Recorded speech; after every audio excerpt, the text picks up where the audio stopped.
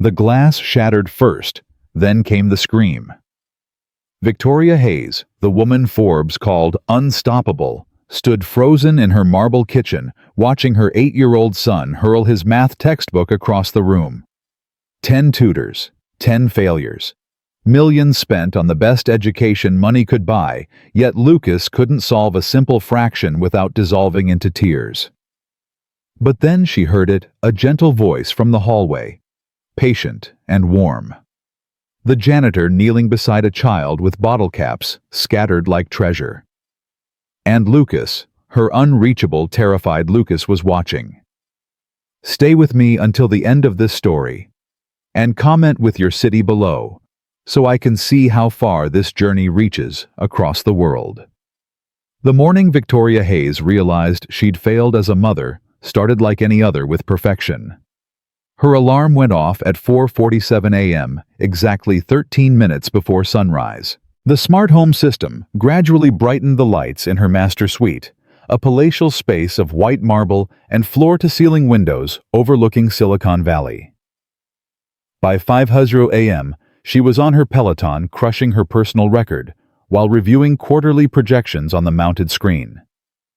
By 5:45, she'd answered 47 emails. By 6:30, she was showered, dressed in a slate-gray Armani suit, and descending the floating staircase of her $20 million mansion. Everything in Victoria's life was calibrated, optimized, controlled. Everything except Lucas. She found him at the breakfast table, small and hunched over a worksheet that might as well have been written in ancient hieroglyphics. His sandy hair fell across his forehead, hiding eyes that used to sparkle, but now only held dread. 8 years old, and already he looked defeated. "Good morning, sweetheart," Victoria said, forcing brightness into her voice as she poured herself coffee from the Italian espresso machine that cost more than most people's cars. Lucas didn't look up. His pencil hovered above a problem 3/4 plus a half funus. "Your tutor is coming at 7:30. Victoria continued glancing at her watch, a limited edition Patek Philippe that reminded her every second was money. "Mrs. Chen comes highly recommended. Harvard graduate. She's supposed to be wonderful with—" "I don't want another tutor." Lucas's voice was barely a whisper, but it cut through the kitchen's pristine silence like a knife. Victoria set down her coffee cup carefully, the way she did everything with precision, with control. "Lucas, we've talked about this. Math is important. You can't just give up because it's hard." "I'm not giving up." His small hands balled into fists. "I'm stupid." The word hung in the air between them, ugly and final. "Don't say that," Victoria said sharply, then immediately regretted her tone. She softened, crossing to him, her heels clicking against the heated marble floors. "You're not stupid, baby. You're brilliant. You just need the right teacher, that's all." Lucas finally looked up at her, and Victoria's heart cracked at what she saw in his eyes.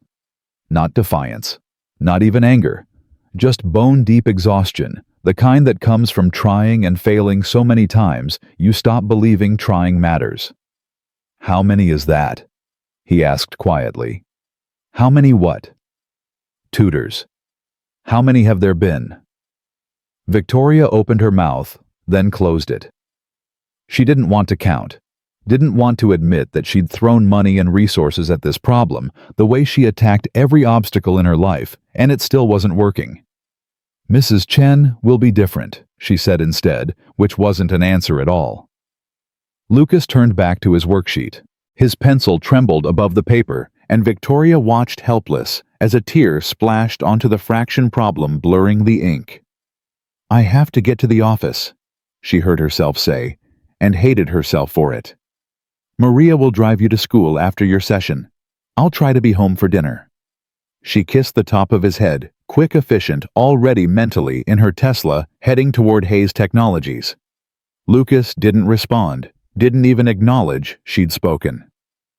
As Victoria grabbed her Hermes bag and headed for the garage, she caught a glimpse of herself in the hallway mirror. 42 years old, 5'9" in her Louboutins, with sharp cheekbones and eyes the color of winter ice. The woman in the mirror looked like she could conquer the world. She'd built a tech empire from nothing. She'd been on the cover of Time magazine. She'd delivered keynote speeches to thousands, closed deals worth hundreds of millions, stared down venture capitalists and hostile board members without flinching. But she couldn't help her own son understand fractions. The thought followed her all the way to the office.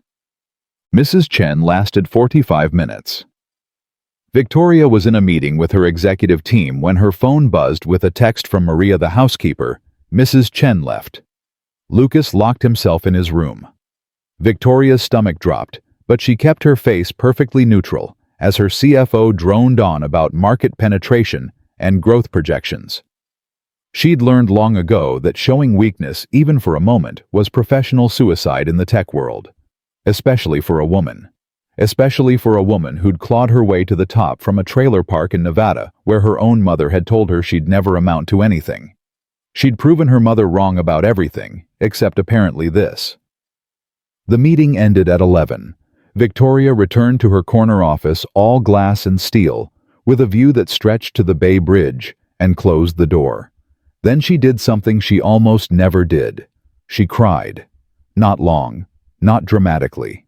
Just 3 minutes of silent tears that she wiped away with an embroidered handkerchief before reapplying her makeup with the precision of a surgeon.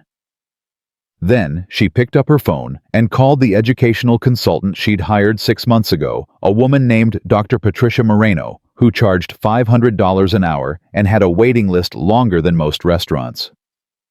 Mrs. Hayes, Dr. Moreno answered smoothly. How did the session go with Mrs. Chen? She quit. A pause. I see. That's all you have to say, I see. I'm paying you a fortune to find someone who can help my son, and they keep leaving. Mrs. Hayes, I've given you the names of the finest educators in California. If Lucas isn't responding to them, perhaps we need to consider that this isn't about finding the right tutor. Victoria's hand tightened on the phone. What are you suggesting?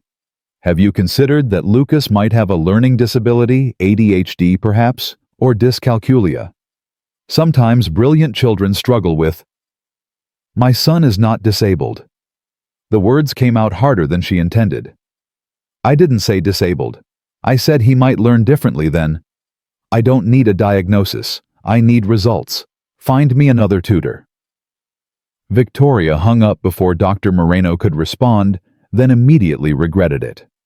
She was being unreasonable defensive, exactly the kind of difficult client she despised dealing with in her own business. But the thought of labeling Lucas, of admitting there might be something wrong with him that money and willpower couldn't fix, made her chest tight with something that felt dangerously close to panic. She'd fix this. She always fixed things. She just needed the right approach, the right person, the right... Her phone buzzed again. Maria, Mr. Daniel is here for afternoon cleaning. Should I tell him to come back later? Lucas is still upset. Daniel Reed, the janitor. Victoria had hired him 8 months ago through a staffing agency. He came 3 times a week to clean the parts of the mansion that Maria and the regular housekeeping staff didn't handle: the high windows, the chandelier crystals, the imported stone floors that required special treatment. He was quiet, efficient, invisible, in the way that service workers were trained to be. Victoria texted back, "No, let him work. Maybe the routine will help." She set down her phone and tried to focus on the product launch presentation that needed her approval, but her mind kept drifting home to Lucas, locked in his room, to the growing stack of failed tutors, to the sinking feeling that she was watching her son slip away and didn't know how to reach him. At 6:30 p.m., Victoria finally pulled her Tesla into the circular driveway of her mansion, exhausted from a day of meetings that had blurred into one long exercise in pretending everything was fine. The house was quiet when she entered through the garage. Too quiet. Maria had left for the day, and Lucas was probably still in his room. Probably still staring at that same worksheet, probably still convinced he was stupid. Victoria kicked off her heels and padded through the house in stockinged feet, heading for the stairs that would take her to Lucas's room. But as she passed the hallway that led to the library, she heard something that made her stop. A voice, low and patient, with a slight southern accent she'd barely noticed before. "See, it's not about the numbers. It's about the pictures in your head." Victoria moved silently toward the sound, her heart inexplicably racing. The library door was half open, and through the gap she could see an impossible scene. Daniel Reed, still in his cleaning uniform of navy blue pants and a company polo shirt, kneeling on her imported Persian rug. And sitting across from him, cross-legged and focused in a way Victoria hadn't seen in months, was a child. Not Lucas. It took Victoria a moment to place him Roberto the gardener's son. He came with his father sometimes when Carlos worked late, usually sitting quietly in the garden with a book. Between Daniel and Roberto were dozens of bottle caps, green, blue, red, silver, arranged in careful patterns on the rug. "Okay," Daniel was saying, his hands moving as he spoke. "You've got 6 bottle caps here, right? And you want to split them into 2 equal groups. What's half of 6? 3, Roberto said immediately. "Right. So if you've got a pizza..." Daniel drew an invisible circle in the air, and you cut it in half. Each person gets 3 slices out of 6 total. That's 3 over 6. That's 1/2. See? Same thing, different way of looking at it. Roberto's eyes lit up with understanding, and something in Victoria's chest twisted painfully. "Now what if we had 12 caps?" Daniel continued, reaching for more from a plastic bag beside him. "And we still wanted to make halves. 6 and 6, Roberto said eagerly. "Exactly 6 out of 12. 6 over 12. Still equals 1/2. The numbers get bigger, but the idea stays the same. Fractions are just pictures, buddy. Once you can see the picture, the numbers stop being scary." Victoria stood frozen in the hallway, watching this man she'd barely acknowledged in 8 months teach mathematics with bottle caps and imagination, while her son sat alone upstairs, defeated by problems this gardener's child was solving with a smile. "Mr. Daniel." The voice was small and uncertain, and it took Victoria a moment to realize it was coming from behind her. Lucas stood at the top of the stairs in his pajamas, his hair messy from lying down. He must have heard the voices too. "Hey, Lucas!" Daniel called up warmly, not bothering to stand, not treating the son of his employer any differently than he'd treated Roberto. "Come on down if you want. We're just playing with bottle caps." Lucas hesitated, his eyes finding his mother's. Victoria saw the question there, the uncertainty, the fear of another failure. And in that moment she made a decision that would change everything. "Go ahead, sweetheart," she said softly. I think this might be something you'd enjoy." Lucas descended the stairs slowly, each step cautious. He paused at the library entrance, watching as Daniel laid out more bottle caps. "Pull up some rug, buddy," Daniel said easily, gesturing to the space beside Roberto. "We're just figuring out how fractions are really just pizzas and pies and cookies that need sharing. You like pizza?" Lucas nodded. Not speaking, but he sat down. Right there on the expensive Persian rug in his Batman pajamas, across from a janitor and a gardener's son, surrounded by bottle caps that probably cost less than $1 combined. Victoria watched from the doorway, her hand pressed to her mouth, as Daniel handed Lucas some red bottle caps. "Okay, so let's say you've got 8 slices of pizza," Daniel said. "And you eat 2 of them. How much of the pizza did you eat?" Lucas stared at the caps. 2 pieces. "Yep, 2 pieces out of 8 total. 2 out of 8. 2 over 8. Daniel drew a fraction in the air with his finger. "Now, can we make that simpler? Can we make it smaller but still mean the same thing?" Lucas's forehead furrowed, the same expression he got with his tutors, the one that usually preceded tears. But Daniel didn't push, didn't correct, didn't show impatience. Instead, he reached over and gently moved the caps, grouping them. "Look, 2 caps here, 2 caps here, 2 caps here, 2 caps here. How many groups of 2? 4, Lucas whispered. "Right, so 2 out of 8 is the same as 1 out of 4, see?" Daniel moved one group of 2 caps aside, leaving 3 groups. If you take away one group out of four groups, that's 1/4. Same as 2/8, just simpler. Lucas stared at the bottle caps. Victoria watched her son's face, saw the exact moment the concept clicked behind his eyes. It was like watching a light turn on in a dark room. So, fractions are just groups? Lucas asked. Exactly. They're just different ways of seeing the same picture. Like how you can call me Daniel or Mr. Reed, same person, different names. Fractions are the same deal. Lucas picked up a bottle cap, turning it over in his small fingers. Then he looked up at Daniel with an expression Victoria hadn't seen in so long she'd almost forgotten what it looked like. Wonder. Can you teach me more? Lucas asked. Daniel smiled, a real smile, warm and genuine. Sure thing, buddy. How about we start with Daniel? The word came out of Victoria's mouth before she could stop it. All three of them looked up at her, Daniel rising quickly to his feet with a stammered apology about being here late. Roberto gathering the bottle caps nervously, Lucas's face closing off again as reality crashed back in. Mrs. Hayes, I'm sorry, I should have asked permission before. No. Victoria stepped into the library, her heart pounding. Pride, that old familiar armor she wore against the world, whispered that this was absurd. That she was a CEO who'd hired Ivy League tutors, and this was a janitor teaching with trash. But then she looked at Lucas still sitting on the rug with a bottle cap in his hand, and pride didn't matter anymore. Daniel, she said again, and this time her voice was steady despite the emotion building in her chest. Would you consider teaching my son? The silence that followed was deafening. Daniel stared at her bottle cap bag in hand, looking like she'd just asked him to perform surgery. Ma'am, math. Would you teach Lucas math? The words came faster now, tumbling out in a way that was completely unlike her usual controlled communication. I'll pay you, of course. Whatever your rate is. She looked at her son, at the hope dawning on his small face. I've tried everything else, and you just did in 5 minutes what 10 professional tutors couldn't do in months. Mrs. Hayes, I'm not a teacher. I'm a janitor. I like explaining things to kids, that's all. Roberto's dad asked if I could help him with homework sometimes, so You made my son understand fractions using bottle caps. Victoria's voice cracked just slightly.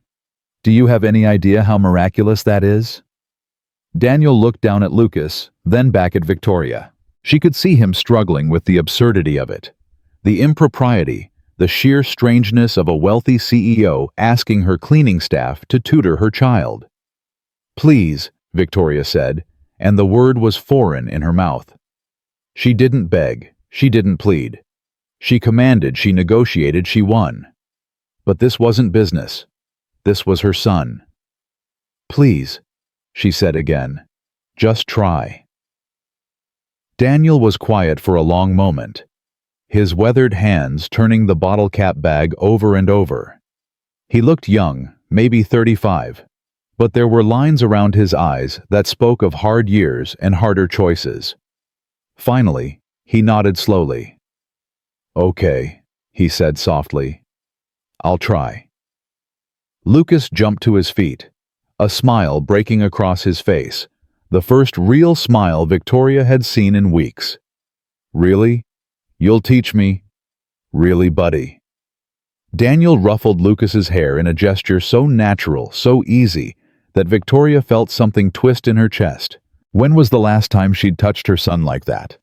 When was the last time she'd been relaxed enough, present enough to just be with him?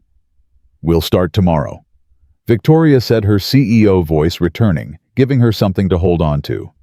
After school, I'll adjust my schedule to be home. We can discuss compensation and... I don't want your money, Mrs. Hayes. The word stopped her cold. What?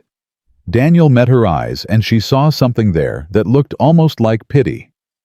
I've seen a lot of hurting kids in my life. Sometimes what they need isn't expensive. It's just someone willing to sit on the floor with them until they feel brave again. He looked at Lucas. I'll teach him, not for money, because he deserves a chance to see that he's not stupid. The last word echoed the thing Lucas had said that morning, and Victoria realized that Daniel must have heard it, must have understood more than she'd given him credit for. "Tomorrow," Daniel said to Lucas. "Right after school. Bring your homework and we'll tackle it together. Deal?" "Deal." Lucas practically bounced with excitement. As Daniel gathered his cleaning supplies, and Roberto collected his backpack, as Victoria arranged for Carlos to bring his son inside tomorrow, so he could work alongside Lucas, as the surreal evening slowly wound down toward something resembling normal, Victoria caught herself watching the janitor with new eyes. His uniform was faded but clean. His hands were scarred from manual labor. His truck in the driveway was at least 15 years old, the paint peeling near the fenders. This man had nothing she recognized as success. No degrees on the wall. No corner office. No financial portfolio. But he had something she'd lost somewhere along the way to the top. He knew how to see people, how to meet them where they were, how to make a child feel safe enough to try again. That night, after Lucas was asleep, easily, peacefully, without the usual fight, Victoria stood in her home office, surrounded by Harvard diplomas and industry awards, and photos of herself shaking hands with presidents and tech titans. And she wondered for the first time in her carefully constructed life if she'd been measuring success by all the wrong metrics. Tomorrow, she thought, would be different. Tomorrow she'd watch and learn. Not from a board meeting or a business book or an expensive consultant, but from a janitor who taught math with bottle caps and gave hope to children who'd forgotten how to believe in themselves. The woman who could fix everything was about to discover that sometimes the solution wasn't about power or money or control. Sometimes it was just about sitting on the floor and seeing the world through someone else's eyes. And as Victoria finally turned off the lights and headed to bed, she felt something she hadn't felt in years. Not hope exactly. Not yet. But something close to it. Something that whispered, maybe. Maybe this time. Victoria woke at 4:47 a.m. as always, but for the first time in months, she didn't immediately reach for her phone to check the overnight markets in Asia. Instead, she lay in the pre-dawn darkness, thinking about bottle caps and the way her son's face had lit up when something finally made sense. She went through her morning routine mechanically, Peloton, email, shower, but her mind was elsewhere. At 7:15, she did something she hadn't done in 3 years. She called her executive assistant and cleared her afternoon calendar. All of it. Sandra's voice held barely concealed shock. "Victoria, you have the investor meeting at 2, the one we've been preparing for since. Reschedule it." "But..." "Sandra, I trust you to handle it. Send them my apologies and find another time this week." Victoria paused, staring at her reflection in the bathroom mirror. Something more important came up. The silence on the other end spoke volumes. Victoria Hayes didn't cancel investor meetings. She didn't put anything above business. She certainly didn't delegate presentations that could make or break quarterly projections. "Of course." Sandra finally said, her tone carefully neutral. "I'll take care of it." After she hung up, Victoria stood in her closet, a walk-in space larger than most bedrooms, filled with designer suits arranged by color and season. Her hand hovered over the usual armor of Armani and Tom Ford, then drifted to a section she rarely touched. She pulled out a pair of dark jeans and a simple cashmere sweater, clothes she'd bought on a whim 2 years ago and never worn. When she came down to breakfast, Lucas was already at the table, actually eating instead of pushing food around his plate. He looked up when she entered and his eyes widened. "Mom, you're wearing jeans." Victoria smiled, feeling oddly self-conscious. "I am. Is that okay?" "You look different." Lucas tilted his head, studying her. "Normal different. Good different." The words shouldn't have stung, but they did. When had she become so far removed from normal that her own son noticed when she looked like a regular person? "I thought I'd work from home today," she said, pouring coffee. "Be here when Mr. Daniel comes." Lucas's entire face transformed. "Really? You're staying? Really?" He jumped up and hugged her waist, spontaneous and tight, and Victoria felt her throat constrict. How long had it been since he'd hugged her like this? Since he'd wanted to... "I practiced last night," Lucas said, pulling back, words tumbling out in excitement. "I took the bottle caps from recycling the ones from your sparkling water, and I made groups. I figured out that 4/8 is the same as 1/2, because you can make 4 groups of 2, and if you take one group, that's 1 out of 4 total groups, which is..." "Slow down, sweetheart." Victoria laughed, but her heart was soaring. This was her son talking about math, voluntarily, with enthusiasm. "Sorry." Lucas grinned. "I'm just excited. Mr. Daniel makes it fun, not like school." The doorbell rang at 3:30 p.m. exactly, and Lucas practically flew to answer it.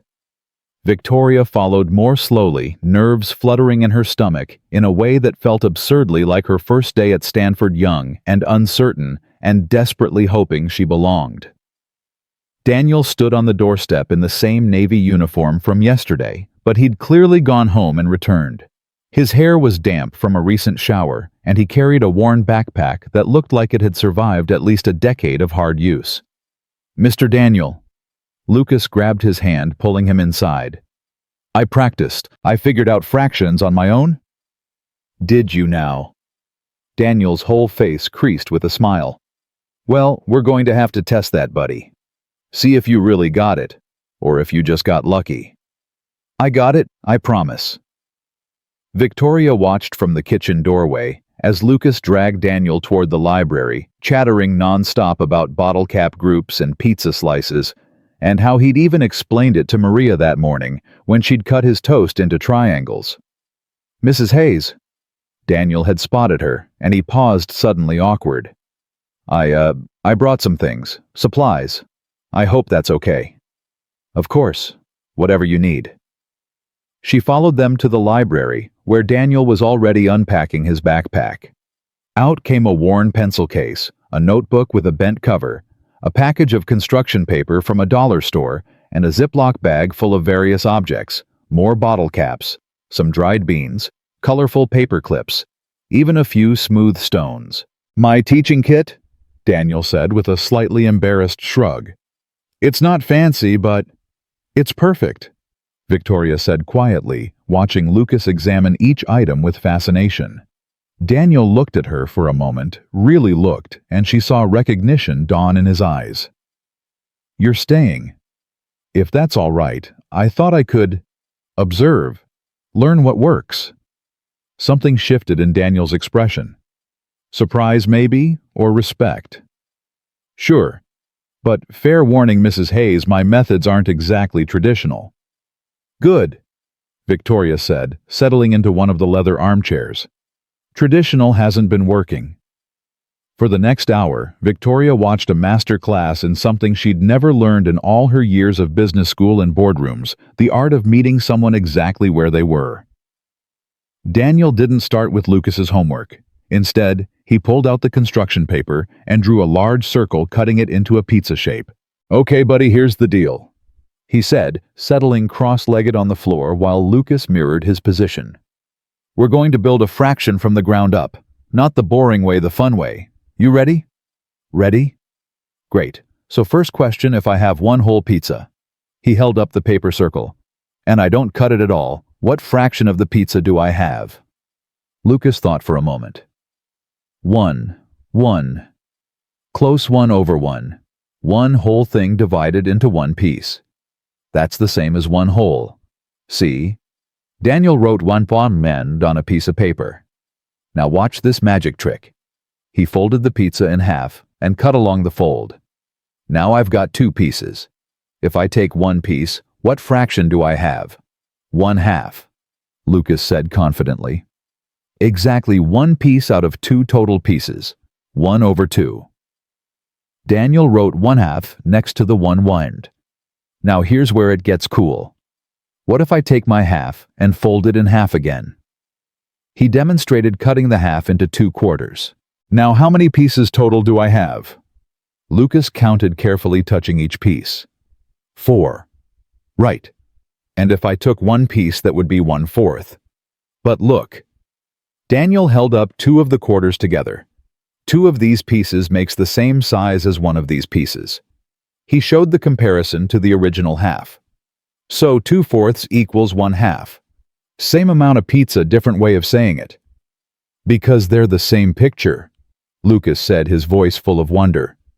Just cut different. Exactly, buddy. You've got it.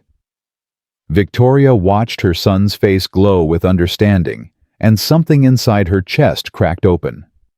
This was what she'd been missing. Not the method, not the tools, though those mattered. It was the patience, the willingness to start at the absolute beginning and build brick by brick until the foundation was solid. How many times had she jumped straight to advanced concepts assuming Lucas should just get it, because she was paying for the best education? How many tutors had started with complex algorithms instead of paper pizzas? Mom, look, Lucas called over, holding up the quarters. I can make 1/2 3 different ways, 2/4 or 4/8 or... He grabbed more pieces Daniel had cut, 8/16. That's incredible, sweetheart, Victoria said, and meant it. Daniel glanced at her, and she saw approval in his eyes. Not the condescending approval of someone humoring a clueless parent, but genuine respect for her willingness to see what was working, instead of insisting on what should work. Now comes the fun part, Daniel said, pulling out his bag of objects.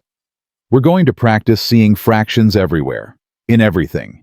Because once you can see them, they stop being scary math problems and start being just the way the world works. He scattered the items across the rug: bottle caps, beans, paper clips, stones. Pick any group, buddy, anyone you want. Lucas chose the beans, maybe 20 of them, brown and speckled. Good choice. Now divide them into 2 equal groups. Lucas carefully counted out 10 beans in each pile. Perfect. So each pile is what fraction of all the beans? 1/2. You got it. Now take one of those piles and divide it in half again. Lucas split one group of 10 into 2 groups of 5. So now you've got 3 piles right. 2 with 5 beans, 1 with 10 beans. That big pile of 10, what fraction is that of all the beans? Lucas paused, thinking hard. Victoria watched him count silently, his lips moving. 10 out of 20. That's 1/2 still? Yes. And each of these small piles? 5 out of 20. That's... Lucas's face scrunched up, the old anxiety creeping in. Hey, Daniel said softly, putting a hand on Lucas's shoulder. You're doing great. When you get stuck, don't panic. Just think, what's a simpler way to say 5 out of 20? Can we make smaller groups? Lucas looked at the beans, then at the paper pizza pieces still scattered around them. Slowly understanding dawned. 5 is 1/4 of 20, because 20 divided by 4 is 5. There you go. See? You didn't need me to tell you.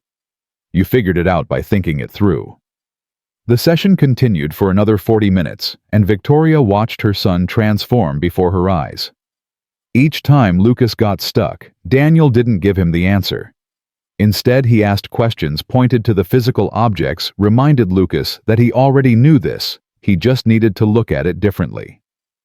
The thing about math, Daniel said at one point, holding up a handful of paper clips, is that it's not about memorizing rules. It's about understanding patterns.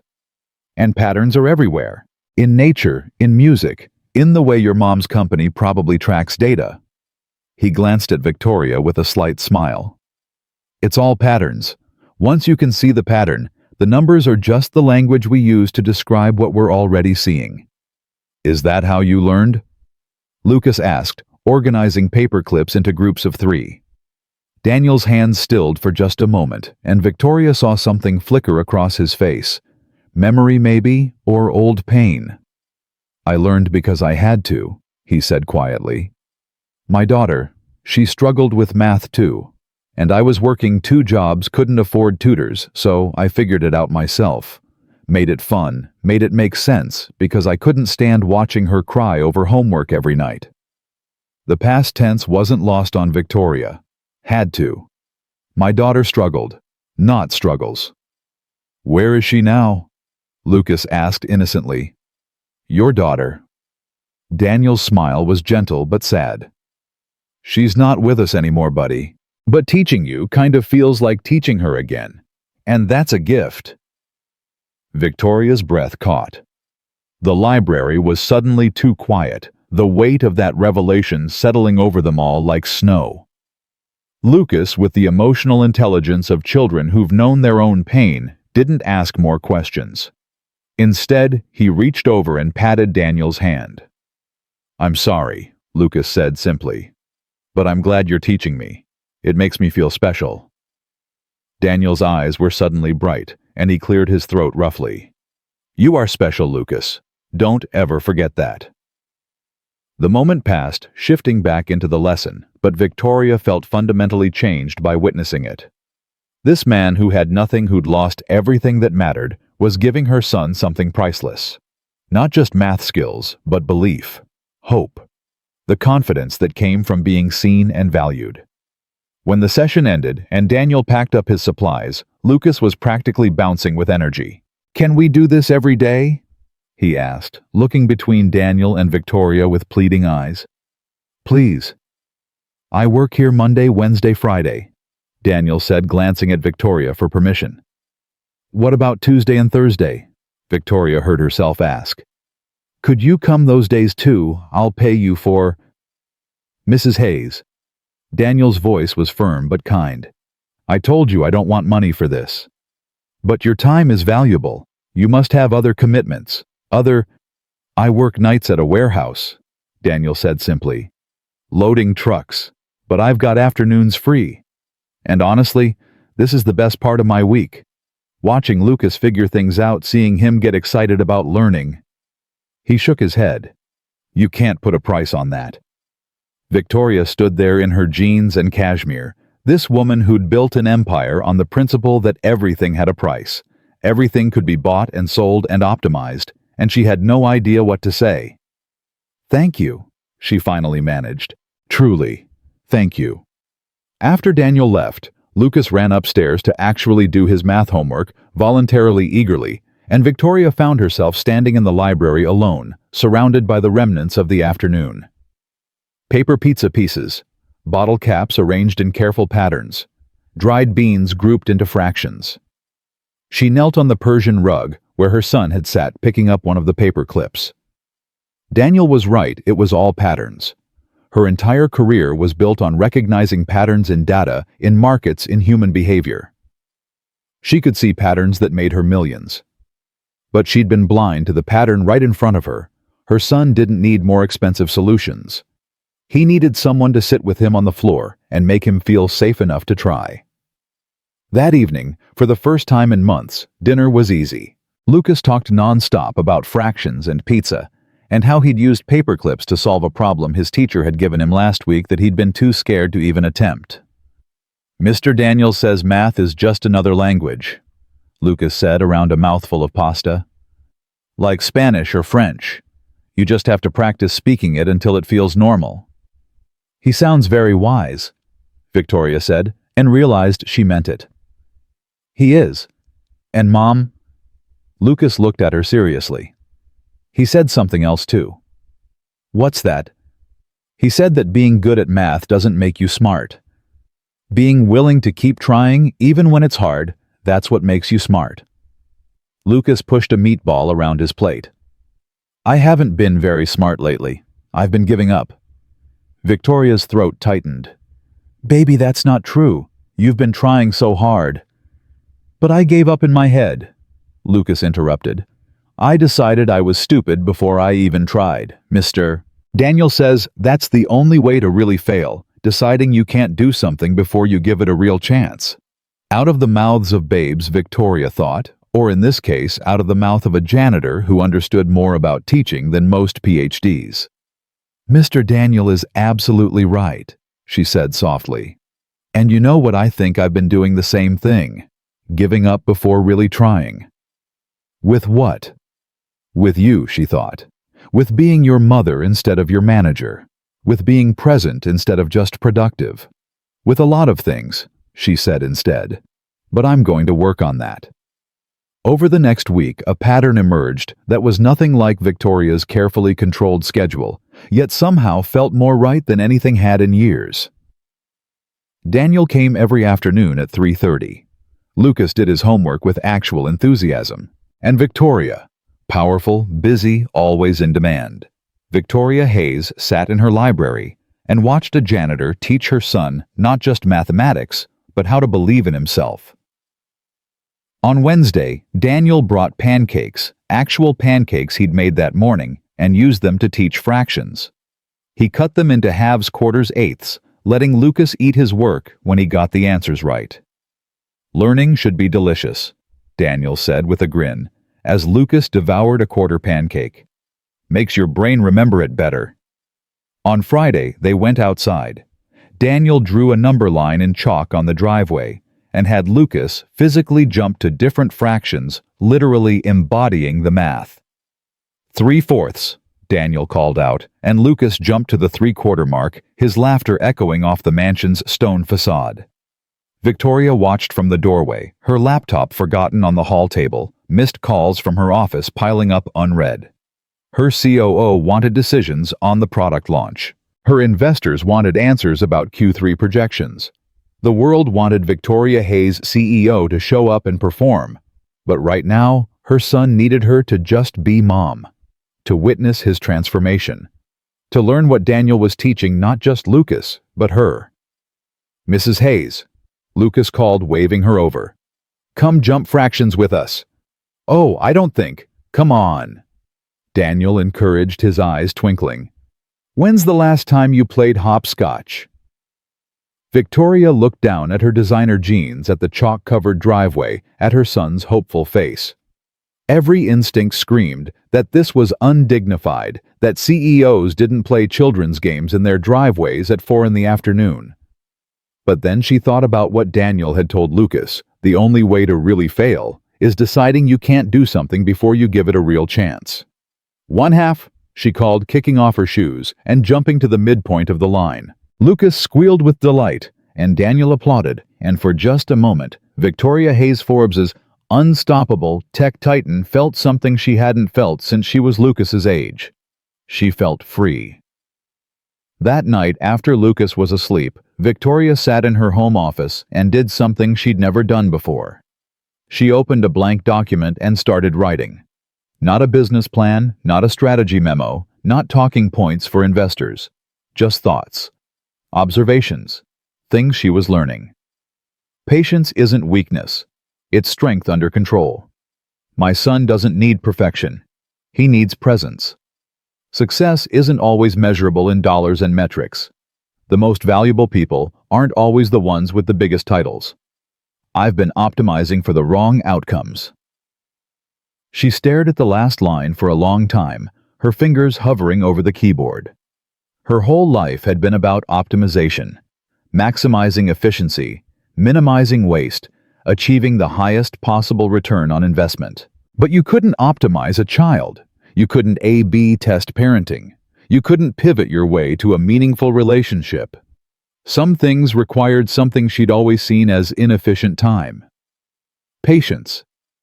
The willingness to sit on the floor with bottle caps and just be. Her phone buzzed with yet another email from her executive team. The product launch was in jeopardy. They needed her decision tonight. Victoria looked at the email, then at the document of observations, then out the window where the chalk number line was still visible on the driveway in the moonlight. She made a decision. She closed the email and shut her laptop. Whatever crisis her team was facing, it could wait until morning. They were smart, capable people, they'd figure it out. And if they couldn't, well, maybe it was time she delegated more anyway. For the first time in her professional life, Victoria Hayes chose her son over her company. And the sky didn't fall. The world didn't end. Instead, she went to bed early, slept through the night without her phone on the nightstand, and woke the next morning feeling something she barely recognized. Peace. Not the artificial calm of a controlled environment, but real peace, the kind that comes from knowing your priorities are finally in the right order. Monday came, and with it another session. But this time, when Daniel arrived, Lucas had a surprise. "Mr. Daniel, I made something for you." Lucas thrust a piece of construction paper at him covered in careful drawings. Daniel studied it, his expression softening. "Is this?" "It's a fraction family tree," Lucas explained proudly. "See? One whole is at the top, and then it branches into halves, and the halves branch into fourths, and the fourths branch into eighths. Like how people have family trees, fractions have them too." "Lucas, this is brilliant," Daniel said, and his voice was thick with emotion. "Did you come up with this yourself?" "Mom helped. But it was my idea. I wanted to show you that I get it now. I really, really get it." Daniel looked at Victoria, who was standing in the doorway, trying not to cry.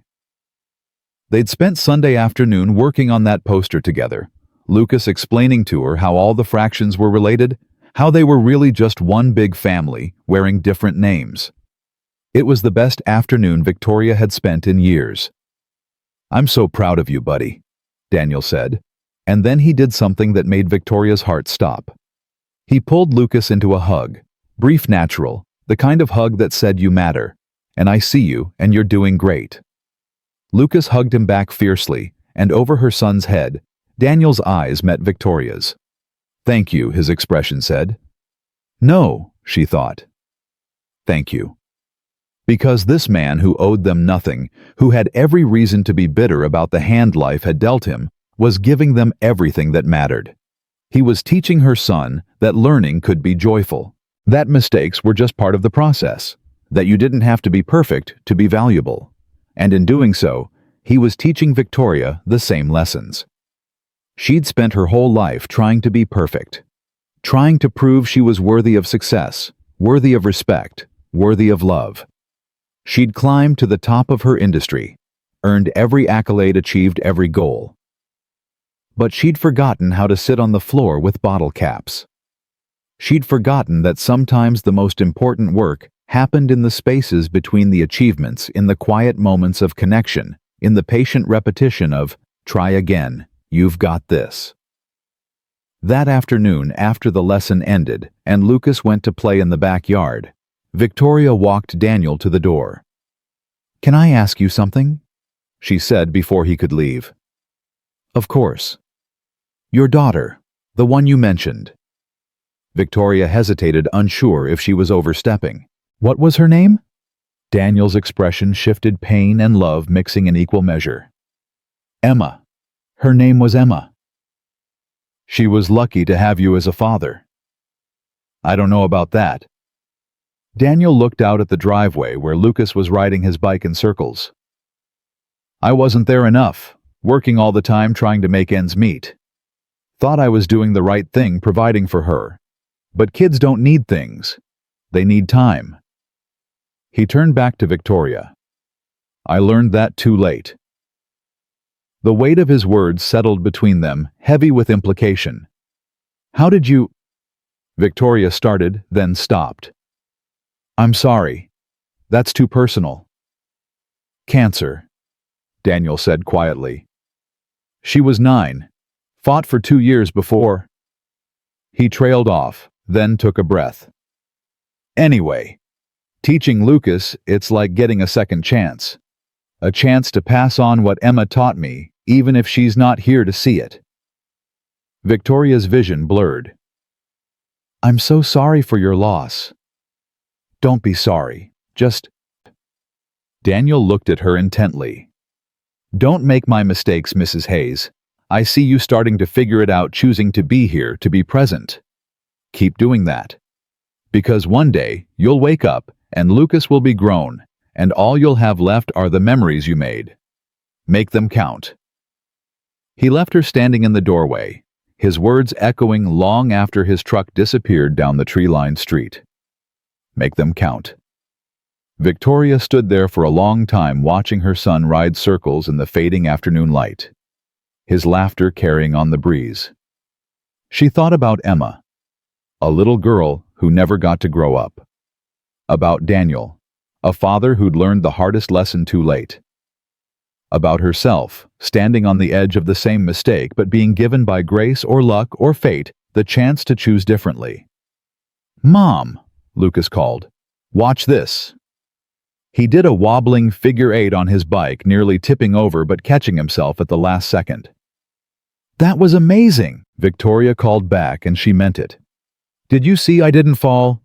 I saw, baby. I saw everything." And for once, she had. She'd been present, attentive there, not physically there while mentally in a board meeting, but truly, completely there. It was a small moment. Unremarkable, really. The kind of moment that wouldn't make it into her biography or earn her any awards. But it was everything. That night, Victoria made another decision. She scheduled a meeting with her executive team for the end of the week, not to discuss quarterly projections or product launches, but to discuss something that would shock them all. She was going to step back. Not retire, not quit, but delegate more. Work fewer hours, be less available to the company and more available to her son. It was a decision that would cost her in terms of control, in terms of influence, maybe even in terms of market position. But watching Daniel teach Lucas with bottle caps and broken hearts and infinite patience, Victoria had finally understood what her mother never taught her, what business school never covered, what success magazines never mentioned. You could have all the money in the world and still be bankrupt in the things that mattered. Or you could have nothing and be infinitely rich.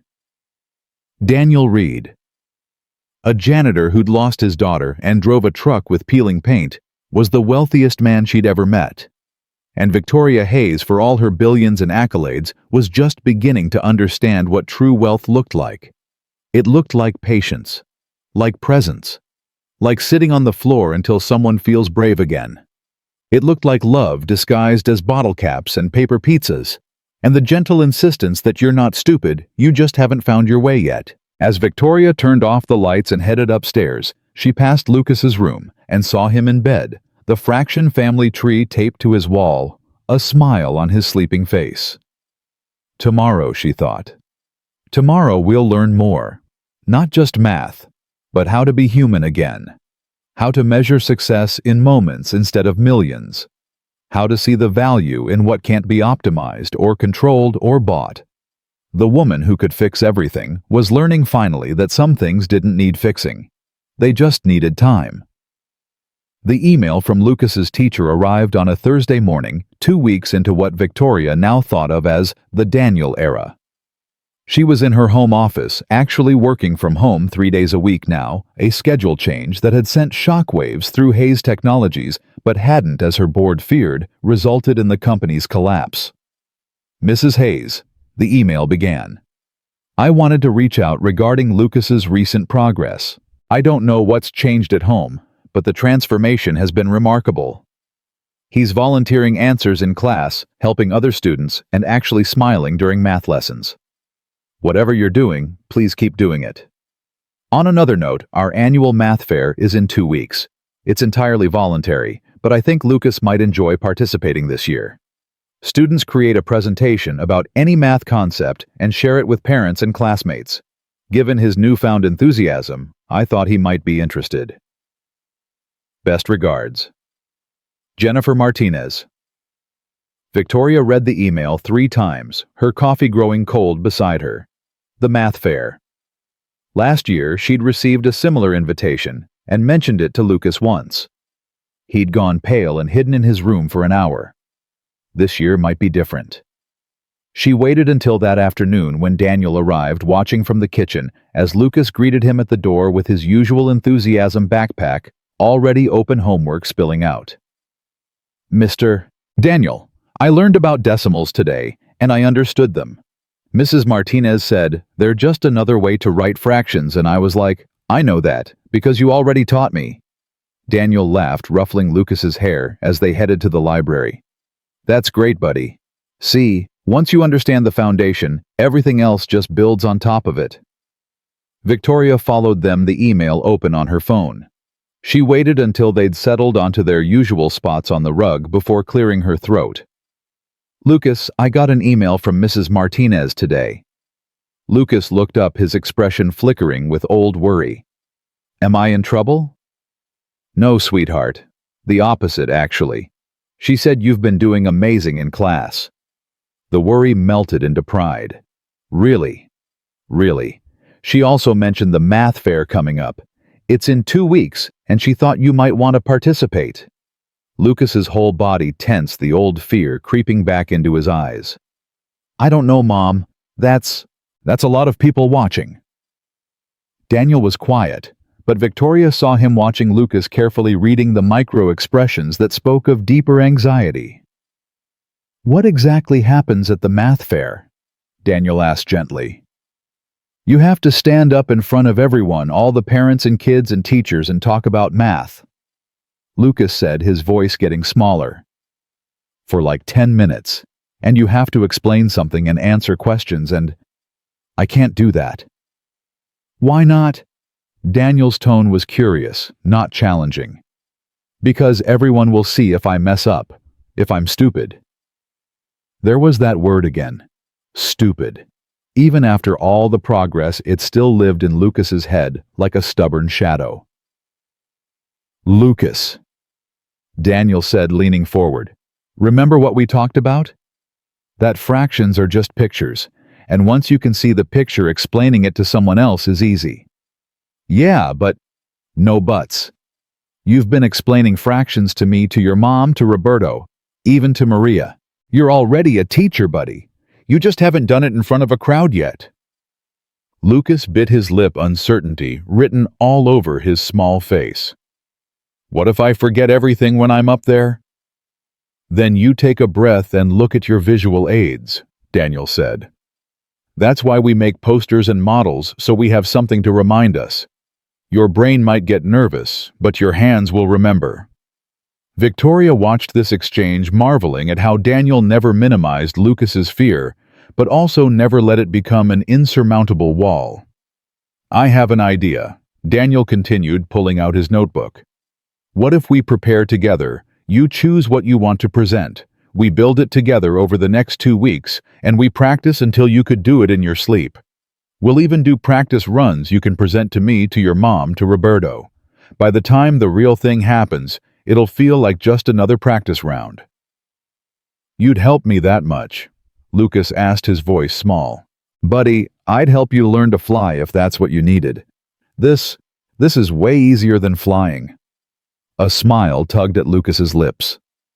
Okay, but I get to pick the topic. Absolutely. What do you want to teach people about? Lucas thought for a moment, his fingers absently arranging bottle caps into groups, a habit he'd developed using physical objects to think through problems. Pizza fractions, he said finally. Because that's what helped me understand everything. I want to show other kids that fractions aren't scary, they're just pizza waiting to be shared.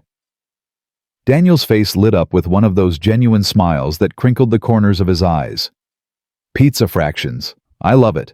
That's perfect. Over the next 2 weeks, the library transformed into a workshop of creativity and mathematics. Daniel showed up every afternoon with new supplies, poster board from the dollar store, construction paper in every color, markers that smelled like fruit, even a large pizza box he'd gotten from a local restaurant. We're going to make this presentation so visual, so hands-on, that people won't be able to look away, Daniel explained, spreading materials across the rug. When you teach, you want to engage all the senses, not just talking at people, but showing them, letting them touch and see and experience the concept. They built a massive poster showing pizza divided into halves, quarters, eighths, and sixteenths, each section a different bright color. Daniel taught Lucas how to make the fractions interactive, cutting out separate pieces that could be moved around and rearranged. See, when you're presenting, you can move these pieces, Daniel demonstrated. Show how 2/8 equals 1/4. Let the audience see the math happening in real time. Like a magic trick, Lucas said, his eyes bright. Exactly like a magic trick. Math is magic when you understand it. Victoria watched these sessions with growing amazement. She'd started joining them on the floor now, abandoning her armchair, sitting cross-legged in her jeans, and asking questions like she was just another student. Why does 2/8 equal 1/4? She asked one afternoon, playing devil's advocate to help Lucas practice his explanations.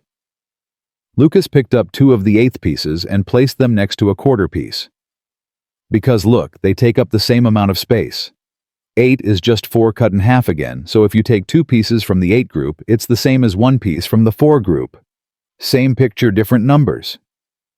That's a perfect explanation, Daniel said, beaming. See, you're a natural teacher. But it wasn't just about the math. Daniel also taught Lucas about presentation skills, how to make eye contact, how to project his voice, how to handle nerves. When you get scared, look for a friendly face in the crowd, Daniel advised. Find someone smiling at you and talk to them like you're just having a conversation. Forget about everyone else for a moment. Will you be there? Lucas asked. At the math fair. Daniel glanced at Victoria, uncertainty crossing his face. I don't know if I'm allowed, buddy. It's a school event, and I'm not family or... You're invited, Victoria said firmly. I'll make sure of it. You're more responsible for this presentation than anyone. Mom's right, Lucas said, grabbing Daniel's hand. You have to be there. I can't do it without you. Lucas, you absolutely can do it without me, Daniel said gently. That's the whole point. But I'll be there anyway because I want to see you shine. They practiced everywhere, in the library, in the backyard, even in the kitchen, while Maria pretended to be a skeptical audience member, asking silly questions that made Lucas laugh and relax. But Senor Lucas, Maria said in her thick accent, playing along. Why do we need to cut the pizza? Why not just eat it whole? Because Maria, Lucas explained with exaggerated patience. If you have friends, you have to share. And sharing means cutting into fractions so everyone gets a fair piece. The practice sessions revealed something Victoria had never seen before. Her son had a gift for explaining things. When he understood a concept, he could break it down in ways that were clear and creative. He was patient with confused questions, enthusiastic about helping people understand, genuinely excited to share what he'd learned. He was, she realized with a start, exactly like Daniel. One evening, after a particularly good practice run, where Lucas had presented to Victoria, Daniel, Maria Carlos, and Roberto without a single stumble, Daniel pulled Lucas aside. I want to tell you something important, Daniel said, his voice serious. This math fair, it's great, and you're going to do awesome. But win or lose, succeed or fail, that doesn't define you. You understand that, right? Lucas nodded slowly. You mean like how you said the only real failure is not trying? Exactly. You've already won by being brave enough to sign up, by working hard to prepare, by choosing to show people what you've learned. Everything else is just bonus. But I want to do well, Lucas said. I want to make you proud. Daniel's expression softened, and he pulled Lucas into a hug. Buddy, I'm already proud of you. I've been proud since the first day you decided to try again instead of giving up. That took more courage than any presentation ever will. Victoria, watching from the doorway, felt tears slip down her cheeks. This man who'd lost his own daughter was pouring everything he had into her son, asking nothing in return, expecting nothing but the joy of watching a child discover his own potential. The night before the math fair, Lucas couldn't sleep. Victoria found him at midnight sitting on his bed with his presentation notes, the pizza poster, propped against the wall. Can't turn your brain off? She asked, sitting beside him. What if I freeze? What if I forget everything? Victoria thought about what Daniel would say, how he'd handle this moment. Then you freeze, and you take a breath, and you remember that everyone in that room wants you to succeed. They're not hoping you'll fail, sweetheart. They're hoping you'll teach them something cool about pizza. Did you ever get scared, like before a big presentation at work? Victoria smiled. Every single time. Even now. The trick isn't to not be scared, it's to do it anyway. Mr. Daniel says courage isn't about not being afraid. It's about being afraid and doing it anyway. Mr. Daniel is very wise. Lucas leaned against her shoulder, and Victoria wrapped her arm around him, breathing in the little boy smell of his hair shampoo and sunshine, and something uniquely him. Mom, he said quietly. Thank you for finding Mr. Daniel. He's the best teacher I've ever had. He is, Victoria agreed. But you know what? You're a pretty great student, too. He couldn't teach you if you weren't willing to learn. I was willing before. I just didn't know how. The simplicity of that statement hit Victoria like a physical blow. I just didn't know how. How many times had she blamed Lucas for not trying hard enough, not focusing enough, not caring enough? When really, he'd been trying desperately, but drowning because no one had bothered to teach him in a language he understood. Well, now you know how, Victoria said, kissing the top of his head. And tomorrow, you're going to show everyone else. The math fair was held in the school gymnasium on a Saturday afternoon. Victoria arrived early with Lucas, his poster carefully protected in the back of her Tesla, the pizza box model secure in a shopping bag. The gym was already filling with families with other students, setting up their presentations on long tables arranged in rows.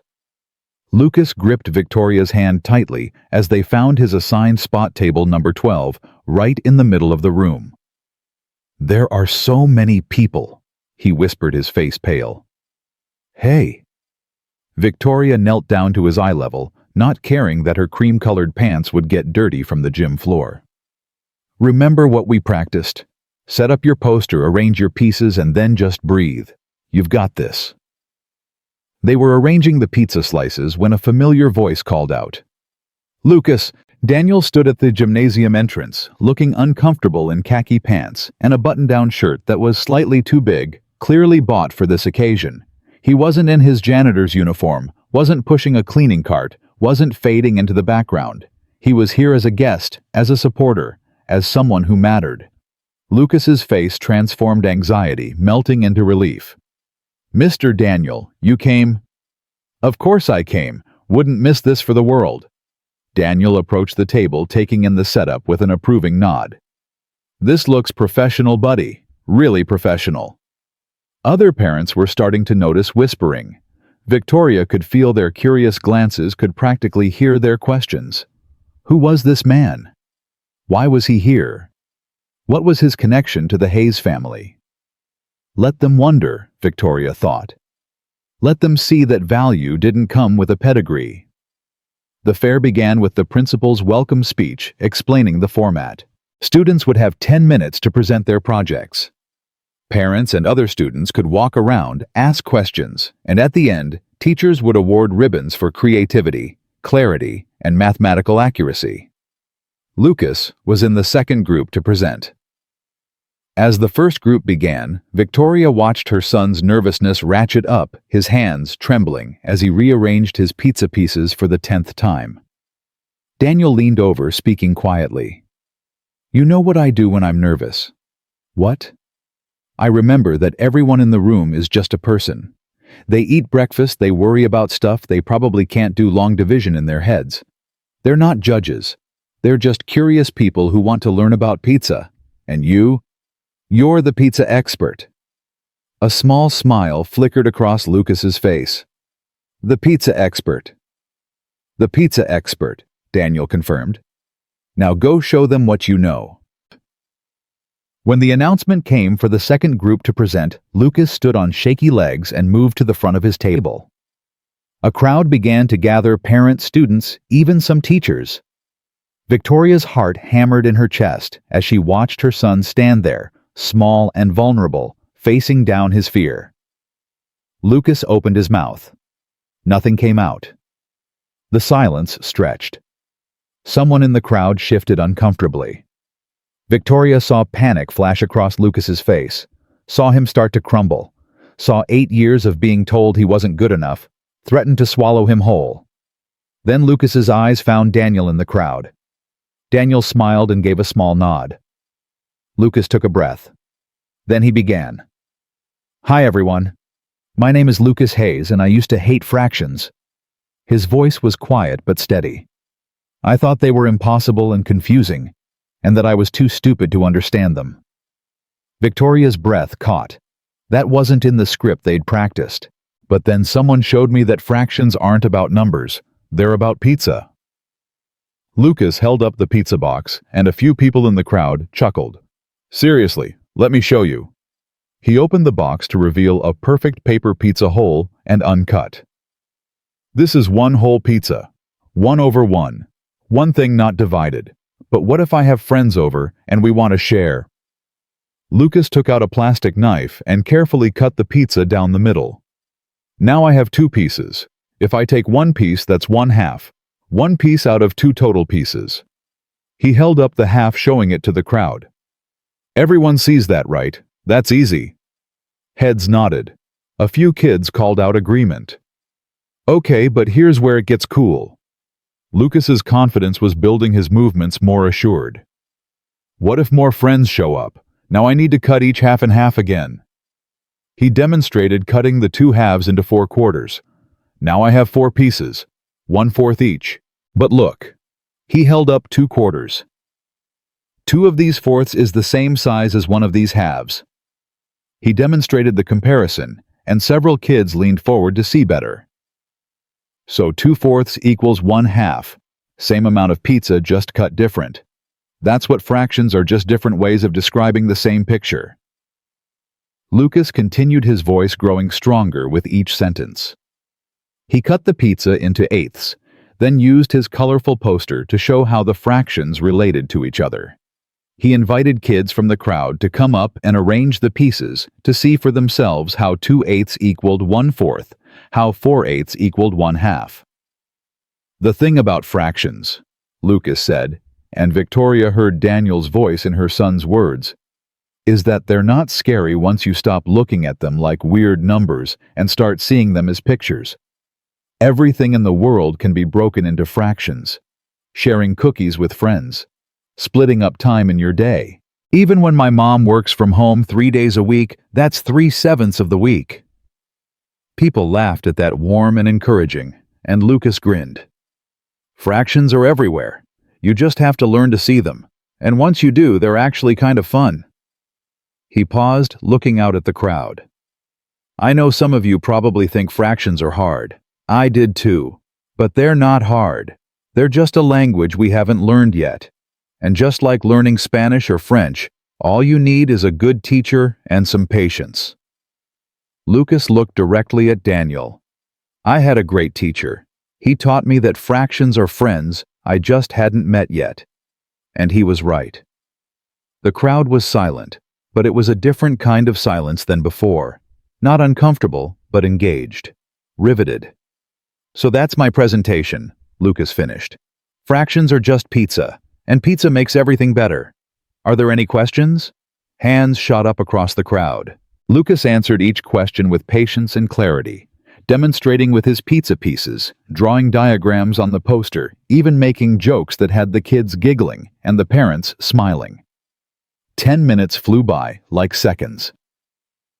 When the principal called time, the crowd burst into spontaneous applause. Not polite clapping, but real enthusiastic applause. Lucas's face flushed with pride and relief as people came up to congratulate him, to ask follow-up questions, to tell him he'd made fractions make sense in a way their own teachers hadn't. Victoria pushed through the crowd to reach her son, pulling him into a fierce hug. You were incredible, sweetheart. I'm so proud of you. I did it, Lucas said into her shoulder, his voice muffled but full of wonder. I really did it. You really did. When Victoria released him, Daniel was there, kneeling down to Lucas's level. He didn't say anything, just opened his arms. Lucas flew into them, hugging Daniel like he was family, like he was exactly what he'd become, the person who'd believed in him when no one else could. You didn't just teach them about fractions, Daniel said quietly. You taught them about courage. About how being vulnerable enough to admit you struggled makes the success that much sweeter. I couldn't have done it without you, Lucas said. Yes, you could have, but I'm honored I got to help. As the fair continued and parents wandered from table to table, Victoria noticed something. People kept looking at Daniel, curiosity in their eyes. Finally, one of the other mothers, a woman Victoria vaguely recognized from school events, approached. Excuse me, the woman said, addressing Daniel. Are you Lucas's tutor? That presentation was remarkable, and he clearly learned from someone who really understands how to make math accessible. Daniel glanced at Victoria, uncertain how to answer. The truth. I'm the janitor who cleans her house would invite judgment assumptions, all the class-based prejudices that Victoria herself had once held. Victoria stepped forward. "This is Daniel Reed," she said, clearly loud enough that several nearby parents turned to listen. "He's the person who gave my son something that no amount of money could buy, the belief that he's capable of learning. He's a gifted teacher, and we're incredibly lucky to know him." Daniel looked at her with surprise and something else. Gratitude, maybe, for being seen, for being valued, not despite his job title but beyond it. "Well, if you ever consider tutoring other students," another parent said. "My daughter is struggling with math and could use someone with your approach." "Mine too," someone else chimed in. Daniel looked overwhelmed, but Victoria saw something spark in his eyes. Hope, perhaps, or possibility. The award ceremony came at the end of the fair. Lucas won the ribbon for Most Creative Presentation, and when his name was called, the applause was thunderous. He walked to the front of the gymnasium on steady legs, accepted the blue ribbon with a smile that could light up a city, and held it up for everyone to see. But he didn't keep it. Instead, he walked straight to Daniel and handed it to him. "This is yours too," Lucas said. "We won it together." The gymnasium went quiet, every eye on this moment, on a child honoring his teacher on a bond that transcended the usual boundaries of education and class and expectation. Daniel's eyes were bright with unshed tears as he took the ribbon, turning it over in his weathered hands. "Lucas, You taught me I wasn't stupid," Lucas interrupted. "You taught me that fractions are just friends I hadn't met yet. You gave me back something I thought I'd lost." He paused, then added with perfect childhood honesty, "You gave me back me." In that moment, in that crowded gymnasium full of wealthy parents and privileged children, Victoria Hayes watched a janitor become a hero. Not because of money or status or achievement by conventional standards, but because he'd seen a hurting child and sat on the floor with him until he felt brave again. The applause started slowly, then built a standing ovation for a teacher who taught with bottle caps, and patience for a student who'd found the courage to try again for a relationship that proved value had nothing to do with net worth. Victoria stood and clapped until her hands hurt, tears streaming freely down her face, not caring who saw or what they thought. Her son had won a ribbon. But more importantly, he'd won back his confidence, his joy, his belief in himself. And she'd won something too.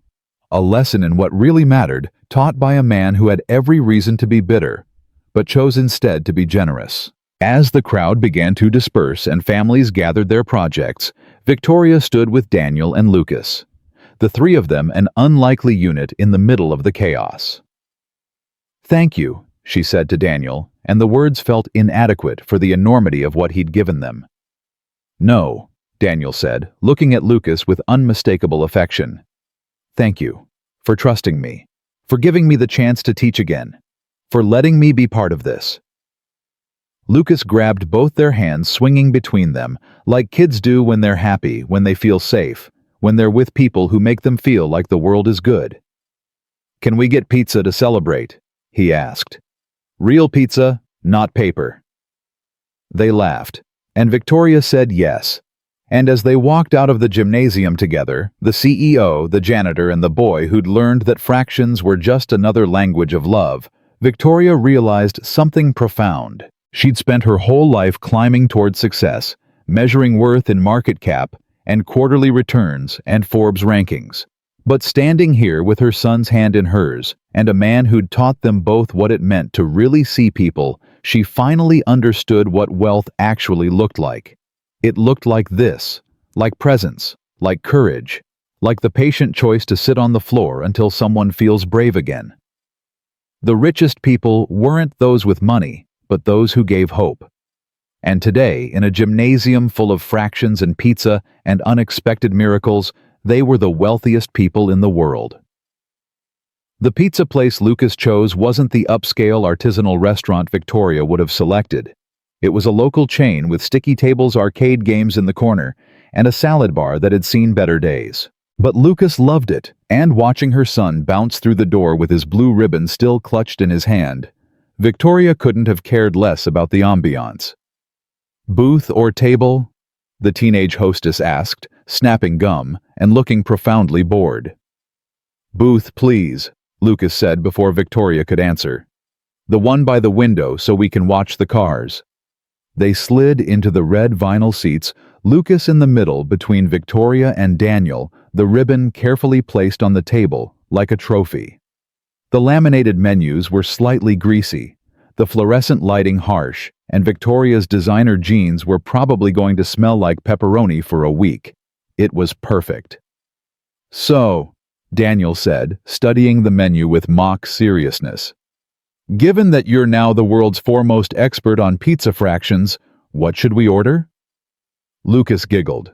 "A large pizza, so we can cut it into 8 slices and each person gets—" He paused, calculating, 2 2/3 slices if we divide it by 3 people. "Look at you doing division of fractions like it's nothing," Daniel said, pride evident in his voice.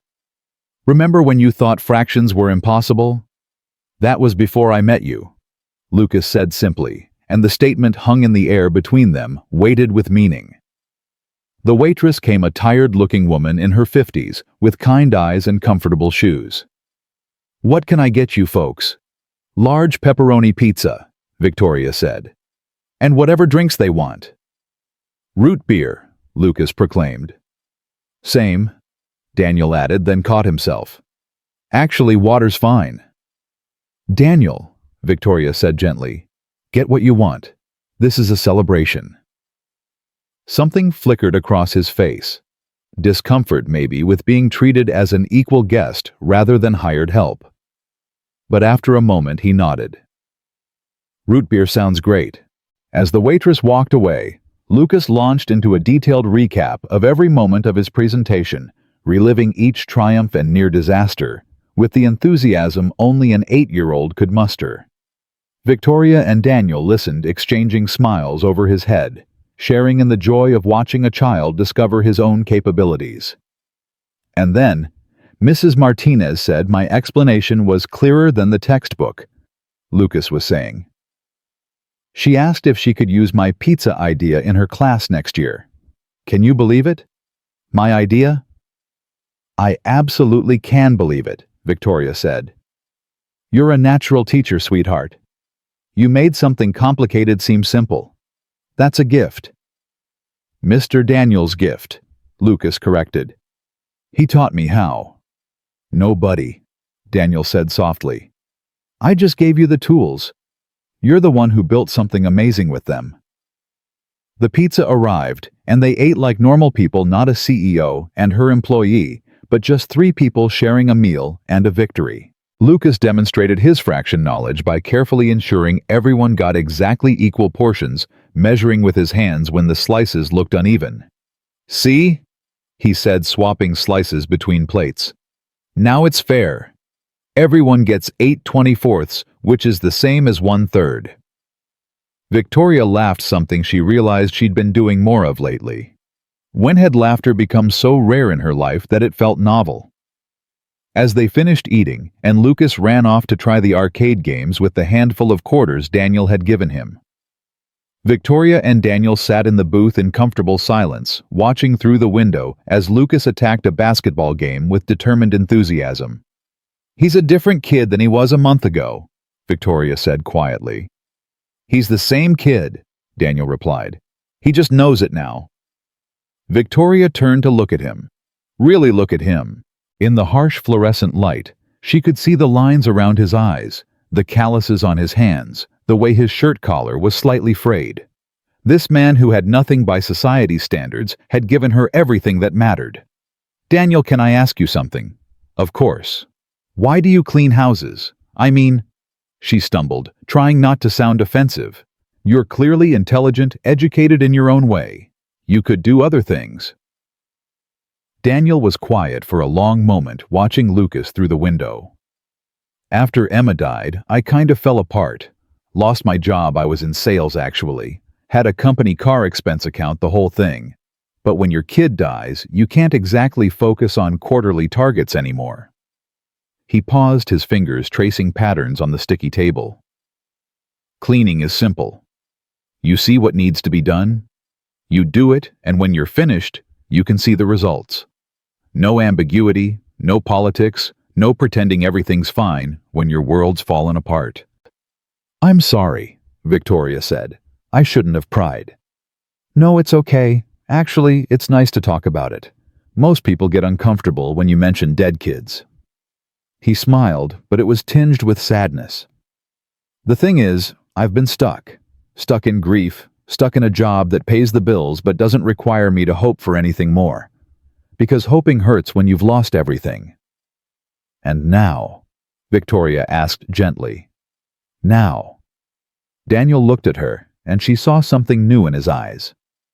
"Now I'm teaching Lucas, and it reminds me that I still have something to offer. That maybe Emma's death doesn't have to be the end of my story. Maybe it can be, I don't know, a chapter. A painful one, but not the final one." Victoria felt her throat tighten. "She'd be proud of you, Emma. She'd be proud that you're helping another child find his way." "I hope so," Daniel said softly. "I really hope so."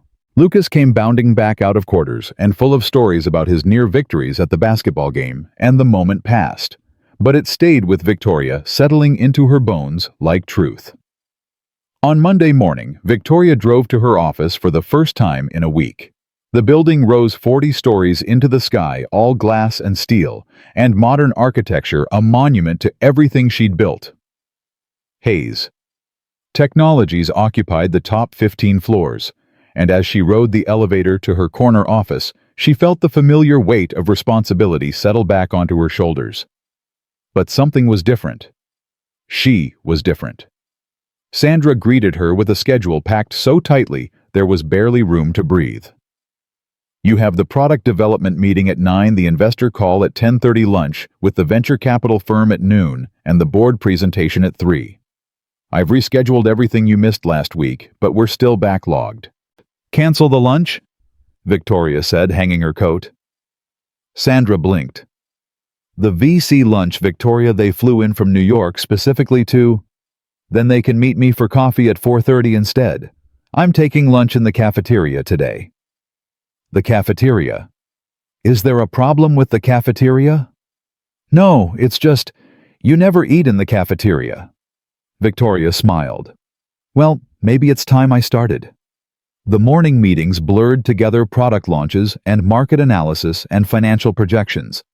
Victoria participated, made decisions, guided her team with the same competence she always had. But her mind kept drifting to Lucas at school, to Daniel cleaning someone else's house, to the way she'd spent years building an empire while ignoring the people who kept it running. At noon, she rode the elevator down to the cafeteria on the 3rd floor. She'd been here exactly twice in 10 years, once during the building tour before they'd moved in, and once for a company holiday party. The space was bright and modern with floor-to-ceiling windows and an impressive array of food stations offering everything from sushi to tacos. But Victoria wasn't there for the food. She was there for the people. She got in line at the sandwich station behind a young woman in janitorial coveralls. The woman's name tag read Jennifer, and she was ordering, carefully checking her phone for what looked like a mobile banking app calculating costs. "The turkey and Swiss, please," Jennifer said to the sandwich maker. "But just the small size." "You sure?" the sandwich maker asked. "The large is only $2 more, and you get chips and a drink." "Just the small is fine." Victoria watched this exchange, seeing herself in Jennifer's shoes, a younger version counting pennies, making every dollar stretch. Before Hayes Technologies, before the mansion, before she'd forgotten what it was like to choose between eating lunch and having enough for bus fare. "Make it a large," Victoria said, stepping forward. "And put it on my account." Jennifer turned, startled. "Oh, Ms. Hayes, I couldn't—" "Please, I insist," Victoria smiled. "And actually, do you have a minute to sit with me? I'd like to ask you something." Jennifer looked terrified, like she was about to be fired or reprimanded. But she nodded, clutching her tray as they found a table by the window. "I'm not in trouble, am I?" Jennifer asked, her voice small. "Not at all. I actually wanted to ask about you. How long have you worked here?" 3 years, ma'am. I'm on the night cleaning crew, but I pick up day shifts when I can." "Do you have family?" Jennifer relaxed slightly, pulling out her phone to show Victoria a photo of 2 kids, a boy around Lucas's age and a younger girl. 2 kids.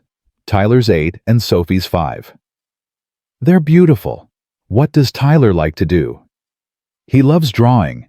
He's actually really talented, but—" Jennifer trailed off, looking embarrassed. "But art classes are expensive. I've been trying to save up for them, but between rent and childcare and everything else—" She shook her head. "Sorry, I shouldn't be complaining. I'm grateful for the job, really." Victoria looked at this woman, hard-working, devoted to her children, struggling to give them opportunities, and saw herself. Or rather, saw what she could have been if a few breaks hadn't gone her way. The only difference between them was luck and timing.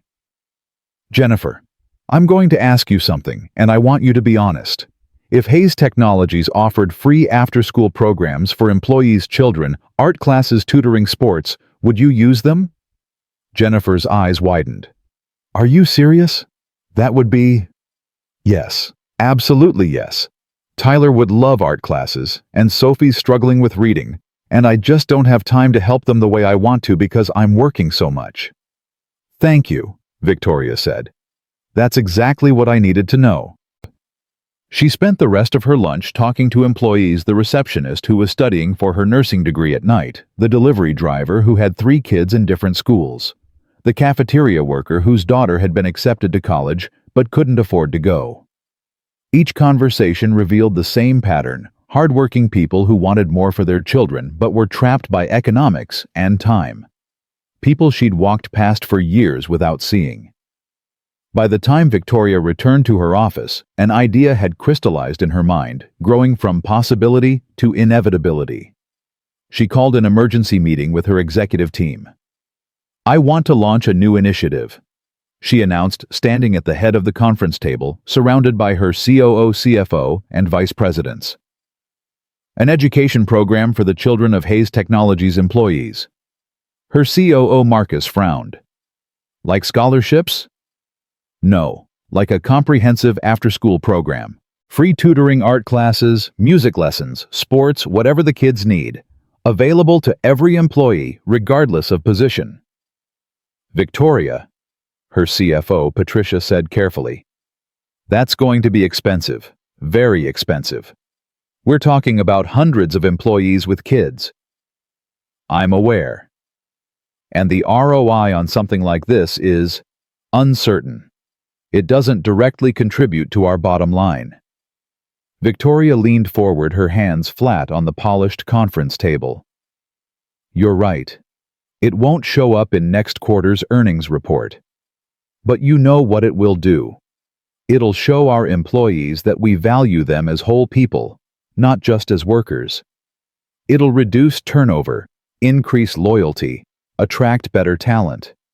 And most importantly, it'll give children opportunities they might not otherwise have." "This is about your son, isn't it?" Marcus asked, not unkindly. "About what happened with his tutoring?"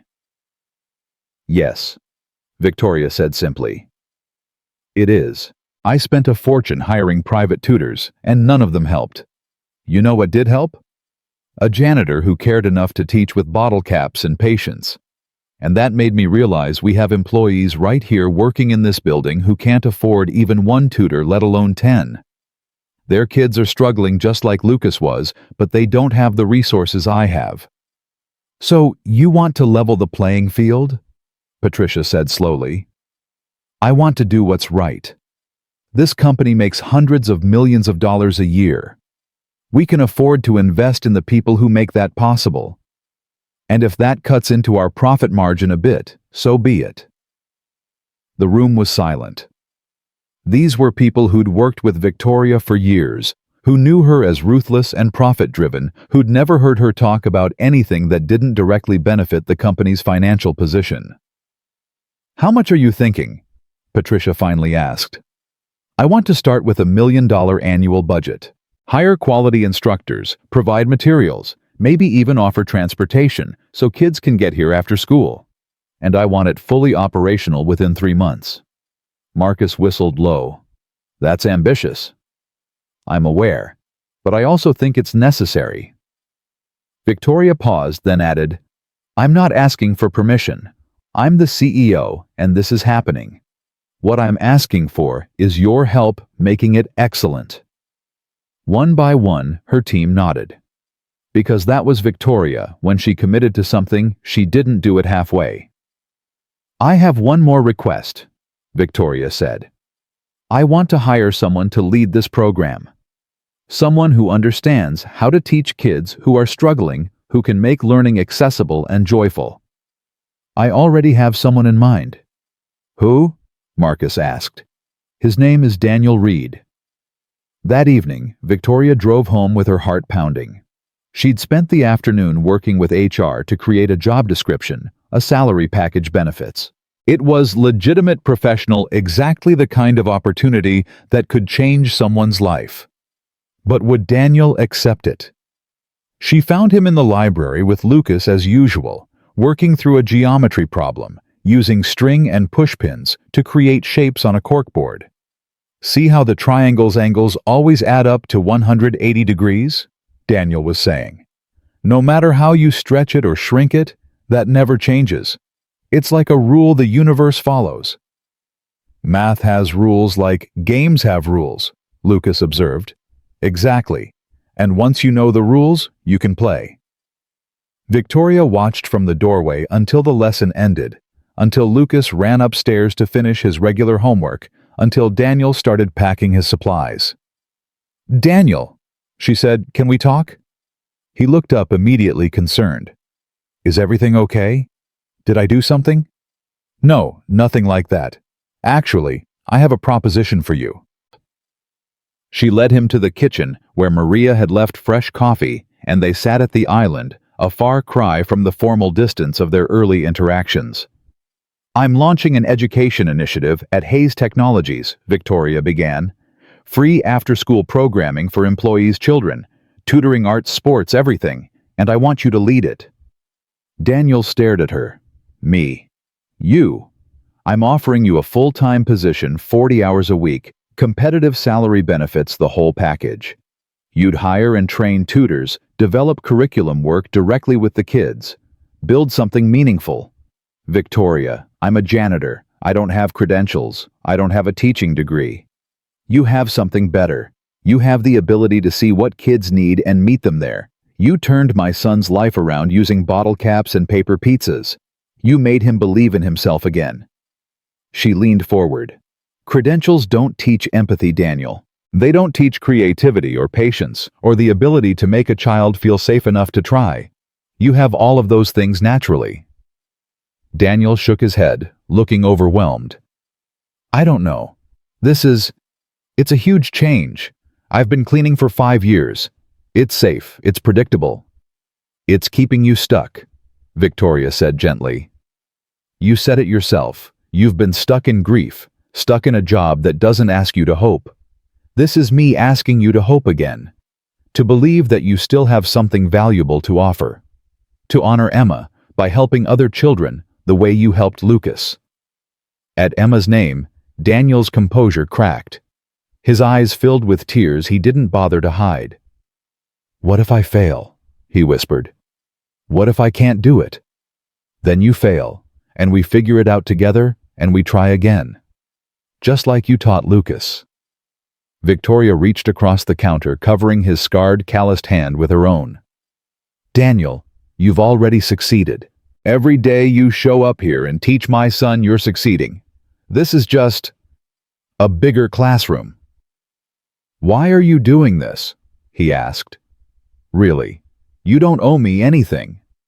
"Because you taught me that value doesn't have a price tag. That the most important work often happens in the spaces we're not trained to notice. You made me see all the people I've been walking past for years.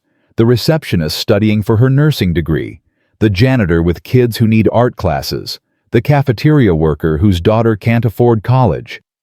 Victoria's voice caught. You made me remember what it's like to be human instead of just productive.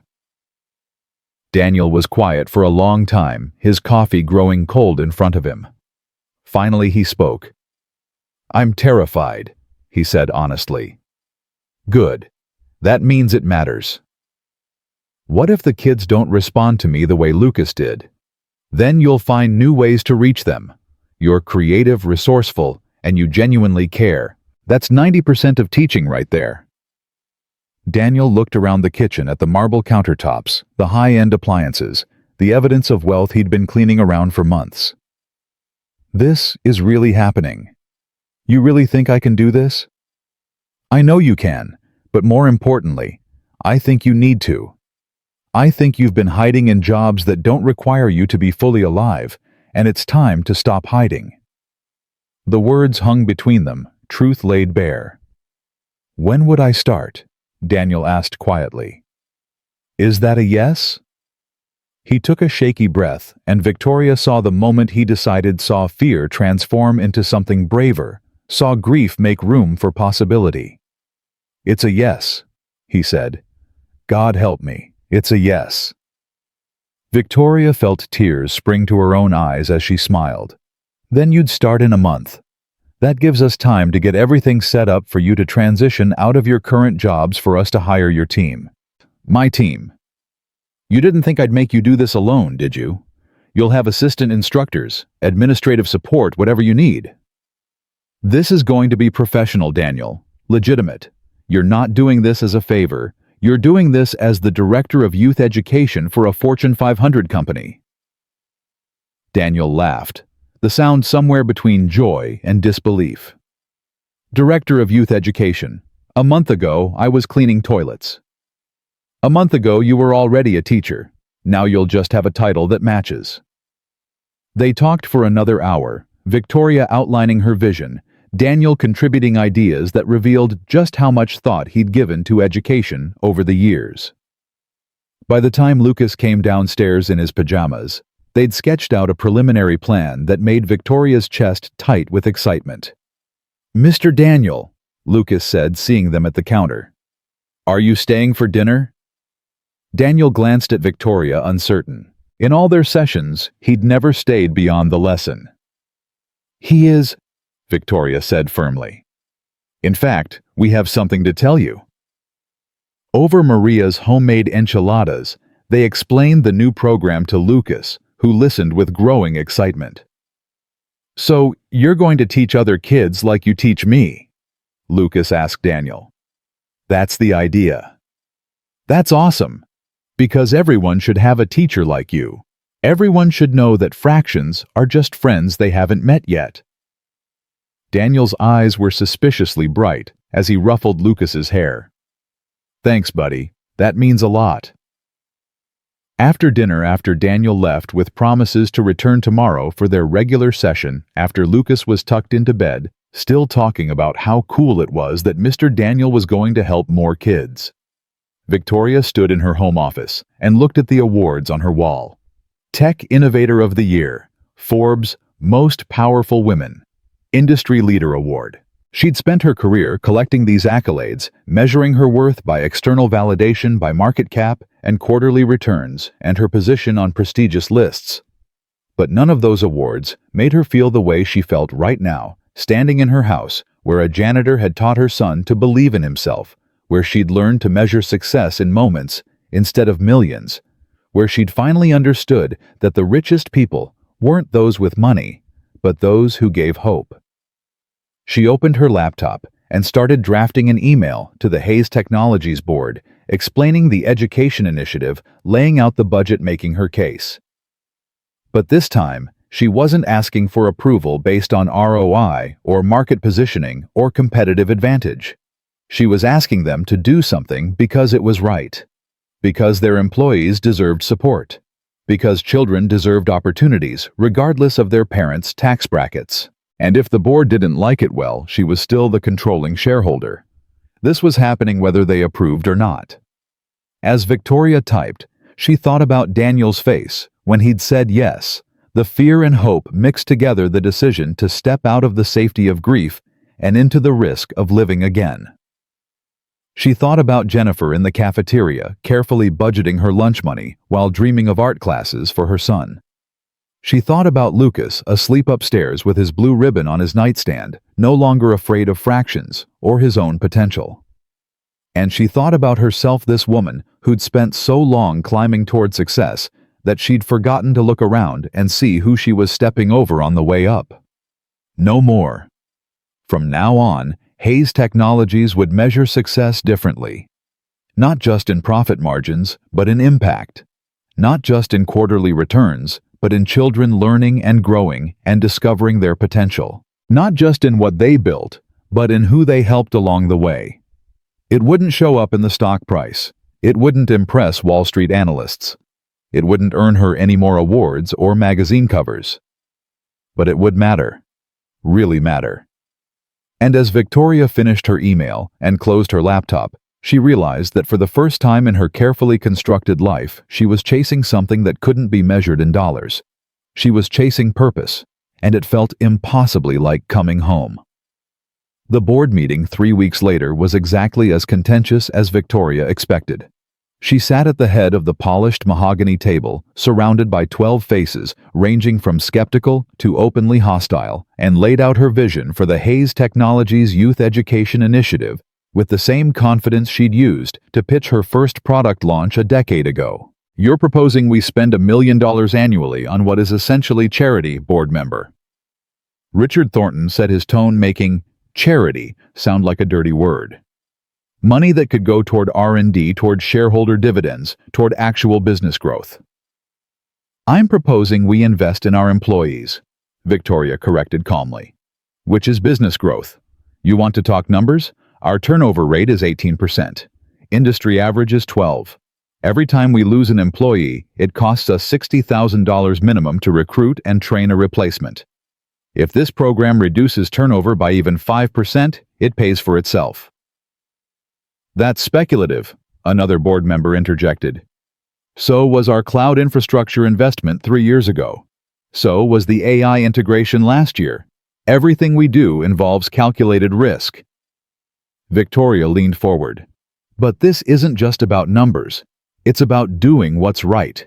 We have employees working multiple jobs to make ends meet, missing their kids' childhoods because they're here late every night.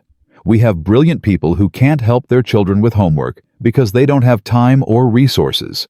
We can change that." "And this Daniel Reed you want to hire?" Thornton continued scanning the proposal.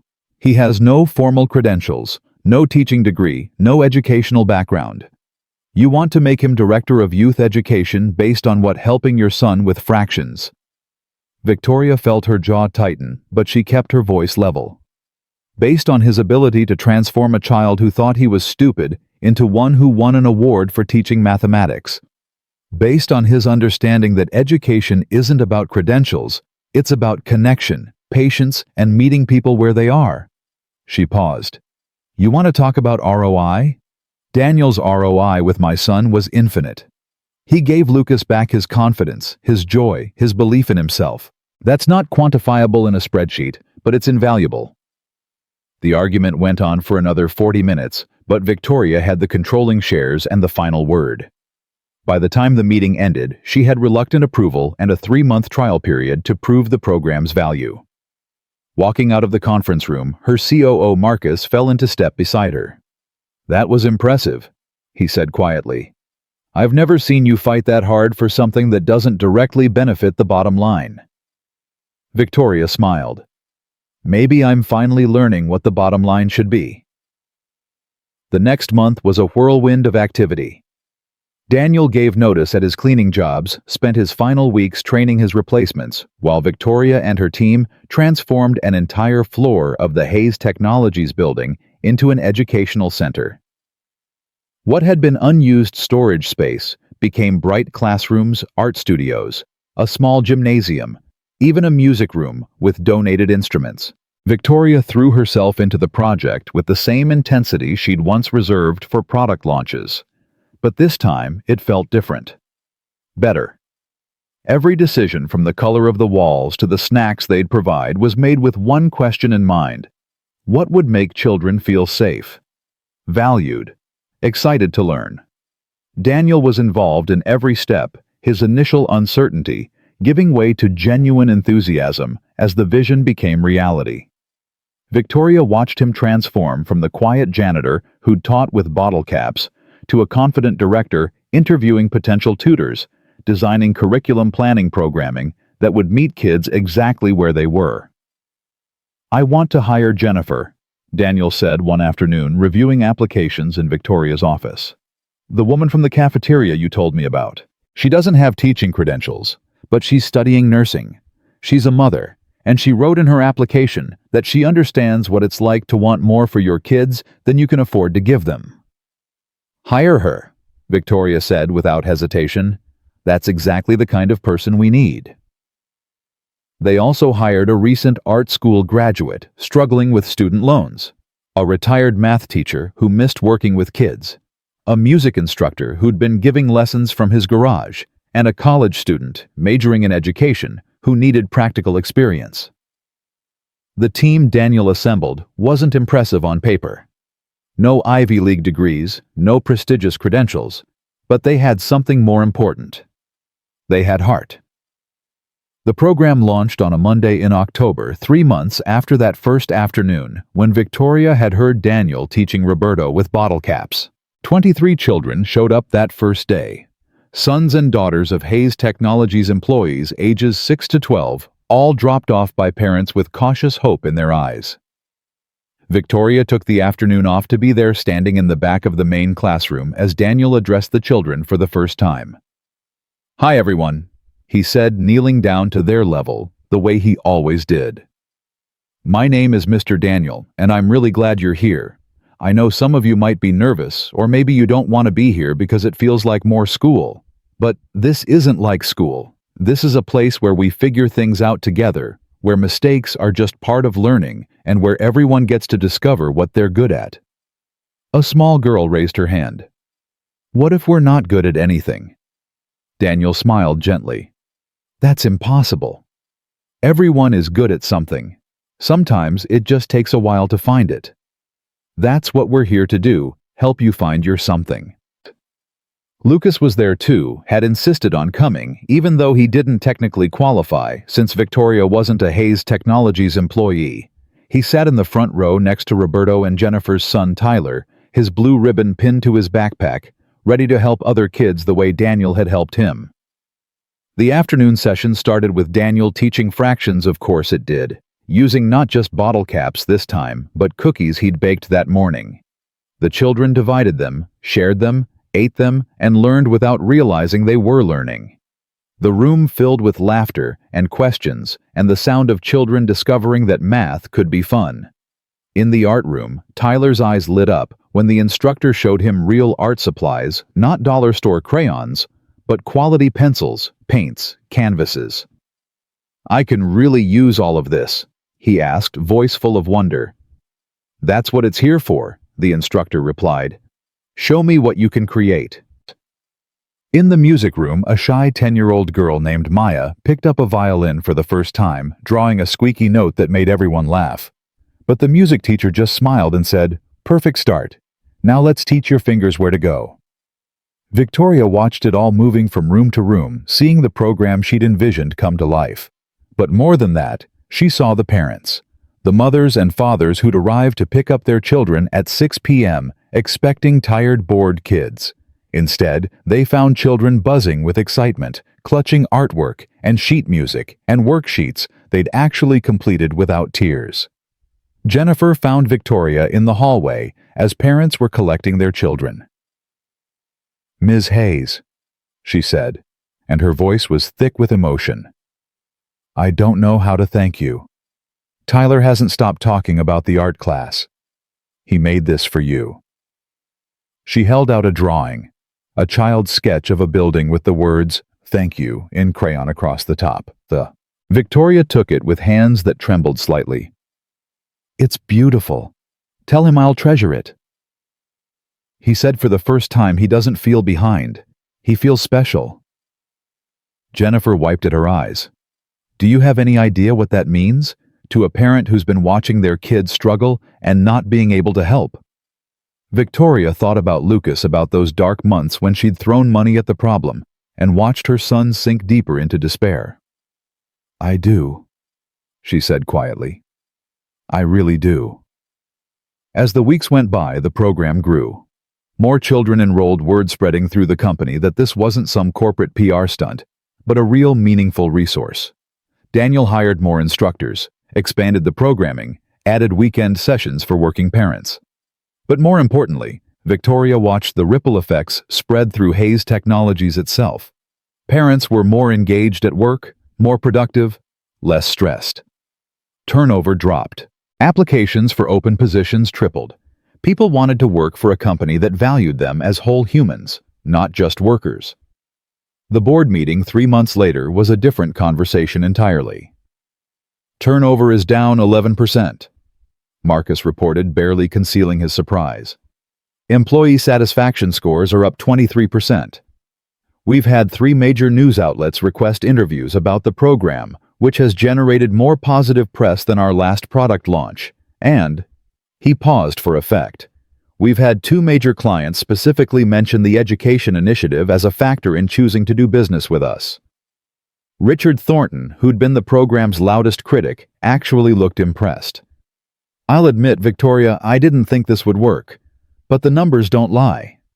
It's not about numbers, Victoria said, though she was pleased by them. It's about people. But I'm glad the numbers support what was always the right thing to do. The board voted unanimously to make the program permanent and increase its budget. That evening, Victoria arrived home to find Daniel's truck in her driveway. He still came 3 times a week to work with Lucas, though now it was as a friend, not an employee. The boundaries had shifted, their relationship transforming into something that looked like family. She found them in the library naturally, but they weren't alone. Spread across the floor were Tyler, Roberto, Maya, and 3 other children from the program, all working on a joint project building a massive 3-dimensional model of a city using math to calculate proportions, scale, and fractions. Mom, Lucas called when he saw her. Look what we're making. It's a fraction city. Every building is a different fraction of the total height, and we had to use real math to make sure it's all to scale. Daniel looked up from where he was helping Maya measure a cardboard skyscraper, his face illuminated with the kind of joy Victoria had rarely seen. This was a man who'd been buried in grief, who'd hidden in jobs that didn't require hope, who'd thought his teaching days died with his daughter. Now he was surrounded by children building cities out of cardboard and dreams, and he was fully, completely alive. It's incredible, Victoria said, kneeling down to examine their work. You're all doing such amazing work. Mr. Daniel says we're going to present it at the school district showcase next month, Tyler added. All of us together. He says teamwork is just like fractions, everyone brings a different part, but together we make something whole. Victoria met Daniel's eyes over the children's heads, and in that look was everything they'd learned, everything they'd built, everything they'd become. Later, after the other children had been picked up by their grateful parents after Lucas had gone to bed, still talking about fraction cities, Victoria and Daniel sat in the library with cups of tea, surrounded by the remnants of bottle caps and paper pizzas that had started it all. I never thanked you properly, Victoria said, for everything you've done. For Lucas, for me, for showing me what really matters. Daniel shook his head.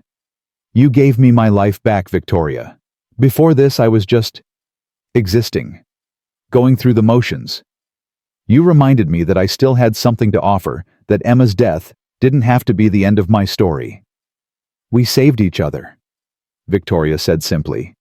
I think we did. They sat in comfortable silence, and Victoria thought about the woman she'd been just 6 months ago. The CEO who measured worth in market cap and quarterly returns, who couldn't help her own son understand fractions, who walked past people every day without seeing them. That woman felt like a stranger now. The transformation hadn't been sudden or dramatic. It had been built slowly, bottle cap by bottle cap, lesson by lesson, choice by choice. Choosing to stay home instead of going to meetings. Choosing to sit on the floor instead of standing at a distance. Choosing to value people over profit presence, over productivity, impact over income. "Daniel," she said, "can I ask you something?" "Of course." "If you could go back and change things, if you could have Emma back, but it meant never meeting Lucas, never starting this program, never any of this, would you?" Daniel was quiet for a long time, staring into his tea, like it held answers. "That's an impossible question," he finally said. "Of course I'd want Emma back. Every single day I'd choose her if I could. But," he paused, choosing his words carefully, "I think she'd be proud of what we're building. I think she'd love that her struggle, my grief, all of it wasn't wasted, that it became something that helps other children. I think she'd be incredibly proud of you." "I hope so." Daniel smiled, sad but genuine. "You know what the hardest part of grief is? It's not the missing them, though, that never stops. It's the fear that you'll forget, that you'll move on and leave them behind." He looked up at Victoria. "But teaching these kids, I feel close to Emma, like I'm honoring her memory by being the father to others that I couldn't be to her at the end. Does that make sense?" "Perfect sense," Victoria whispered. The showcase came on a bright Saturday in November. The school district had invited all the after-school programs in the area to present their projects, and the Hayes Technologies Youth Education Initiative arrived with an entire busload of excited children, supportive parents and instructors, bursting with pride. Lucas and his Fraction City team set up their display in the gymnasium, arranging the cardboard buildings with practiced precision. Other tables showed science experiments, art installations, theatrical performances, all evidence of children learning and growing and discovering their potential. But when Lucas's team presented, explaining how they'd used mathematics to create a scale model city, demonstrating fractions and geometry and spatial reasoning, with the casual confidence of children who truly understood what they were teaching, the room fell silent. Victoria stood in the back with Daniel watching her son lead the presentation with Tyler and Maya and Roberto, each child taking a turn to explain different aspects of their project. Lucas had come so far from the trembling boy who couldn't solve a simple fraction problem without dissolving into tears. "And the best part," Lucas was saying, pointing to the tallest building in their city, "is that we built this together. Mr. Daniel says that's what community is. Everyone bringing their unique fraction to create something whole. Some people are good at measuring some, at building some, at painting. Nobody has to be good at everything. We just have to work together." The applause was thunderous. But more than that, Victoria saw other parents leaning in, asking questions, taking photos, clearly impressed by what a group of children from an after-school program had accomplished. The Fraction City team won first place in the collaborative project category, and as Lucas and his friends accepted their trophy, Victoria felt tears streaming down her face. Not sad tears, not even purely happy tears, but something deeper. Gratitude maybe, or wonder at how much could change in 6 months. After the showcase, as they loaded the cardboard city back onto the bus and children chattering excitedly about ice cream to celebrate, a woman approached Victoria, Ms. Hayes. "I'm Sarah Chen from the district superintendent's office. I've been hearing about your program, and I have to say I'm impressed. Would you be open to discussing how we might replicate this model for other companies in the area?" Victoria glanced at Daniel, who was helping Maya carefully wrap her building section in bubble wrap, patient and attentive. "I think that's a conversation worth having," Victoria said. "But you'd need to talk to our Director of Youth Education. This is his program. I just provided the funding." She called Daniel over, introduced him to Sarah, and watched as he explained his philosophy, meeting kids where they are using hands-on learning, hiring instructors who have heart over credentials, creating safe spaces where mistakes are part of the process. Sarah was taking notes frantically. "Mr. Reed, would you be willing to consult with other programs, help them implement similar approaches? Daniel looked at Victoria, uncertainty flickering across his face. But she just smiled and nodded. I think I'd like that, Daniel said. If it means more kids get the support they need, I'd be honored. As they drove back to Victoria's house for the promised ice cream celebration, Lucas leaned his head against the window, the trophy on his lap, and said something that made Victoria's heart stop. Mom, I'm really glad Mr. Daniel taught me fractions. Me too, sweetheart. Not because of the math, though. I mean, the math is cool. But because he taught me that being scared doesn't mean you can't do something. It just means it matters. Lucas looked at her with those wise 8-year-old eyes. You used to be scared too, didn't you? Of being home with me instead of at work? Victoria's throat tightened. How did you know that? Because you're braver now. You laugh more. You sit on the floor with us. You're not scared anymore. Out of the mouths of babes, Victoria thought. Her son had seen what she'd been trying to hide from herself for years, that she'd been running from connection, from vulnerability, from the messy, beautiful work of being present because it was easier to hide behind productivity and control. You're right, she said quietly. I was scared. But Mr. Daniel taught me something too. What? That the things worth doing are usually the scary ones. And that sometimes the best teachers don't have fancy degrees, they just have open hearts. That evening, the house filled with children and parents and laughter. Maria made her famous enchiladas. Carlos brought his guitar and taught the kids silly songs. Jennifer helped serve ice cream while Tyler showed everyone his latest drawings.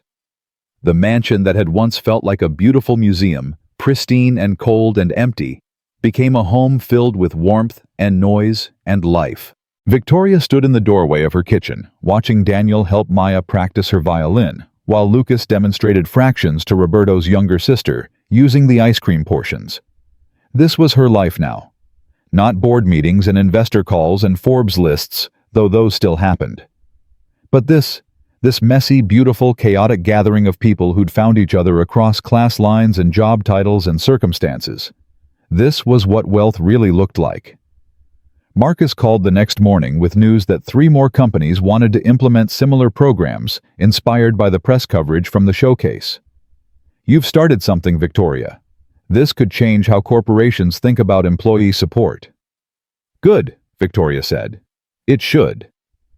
But the call that mattered most came 2 weeks later on a Tuesday afternoon. Victoria was in the library with Lucas. Yes, she still took afternoons off, and yes, her company was thriving anyway, when her phone rang with an unknown number. Ms. Hayes, this is Catherine Morrison from the National Education Foundation. We've been following your youth education initiative, and we'd like to nominate you for the Innovative Leadership in Education Award. It's given annually to someone who's made extraordinary contributions to educational access and equity. Victoria listened as Catherine explained the award, the ceremony, the recognition. A year ago, she would have been thrilled. Another accolade, another line on her resume, another validation that she was successful. Now she just felt tired. Ms. Morrison, I appreciate the nomination, but I need to be honest with you. I didn't create this program. Daniel Reed did. I just wrote the checks. If you want to honor someone, honor him. He's the one who transforms children's lives every single day. There was a pause on the other end. That's not usually how these things work. You're the CEO, you funded it. And he made it real. He's the heart of this program. Without him, it's just empty classrooms and good intentions. Victoria looked at Lucas, who was listening with wide eyes. I've spent my whole career collecting awards for things I built. This time, I want to give credit where it's actually due. Catherine promised to consider it, and when she hung up, Lucas threw his arms around Victoria. That was really cool, Mom. You think so? Yeah, because Mr. Daniel deserves it. He changed my whole life. He should get all the awards. 3 months later, Daniel stood on a stage in Washington, D.C., accepting the Innovative Leadership in Education Award, while Victoria watched from the audience with Lucas beside her. Daniel's speech was simple and heartfelt, talking about Emma, about learning that grief doesn't have to end your story, about the privilege of teaching children that they're capable of more than they imagine. "I used to think my value came from what I could produce," Daniel said, looking directly at Victoria in the crowd. "But I learned that real value comes from what you can give. Not money or resources, though those matter, but time, patience, the willingness to sit on the floor with someone until they feel brave enough to try again. That's what changes lives. That's what changed mine." The standing ovation lasted 3 full minutes, and when Daniel left the stage, he handed the award to Lucas. "This belongs to you too, buddy. You were my first student in this new chapter. You reminded me why teaching matters." Lucas held the award carefully, reverently. "Can we put it next to my fraction ribbon?" "Absolutely."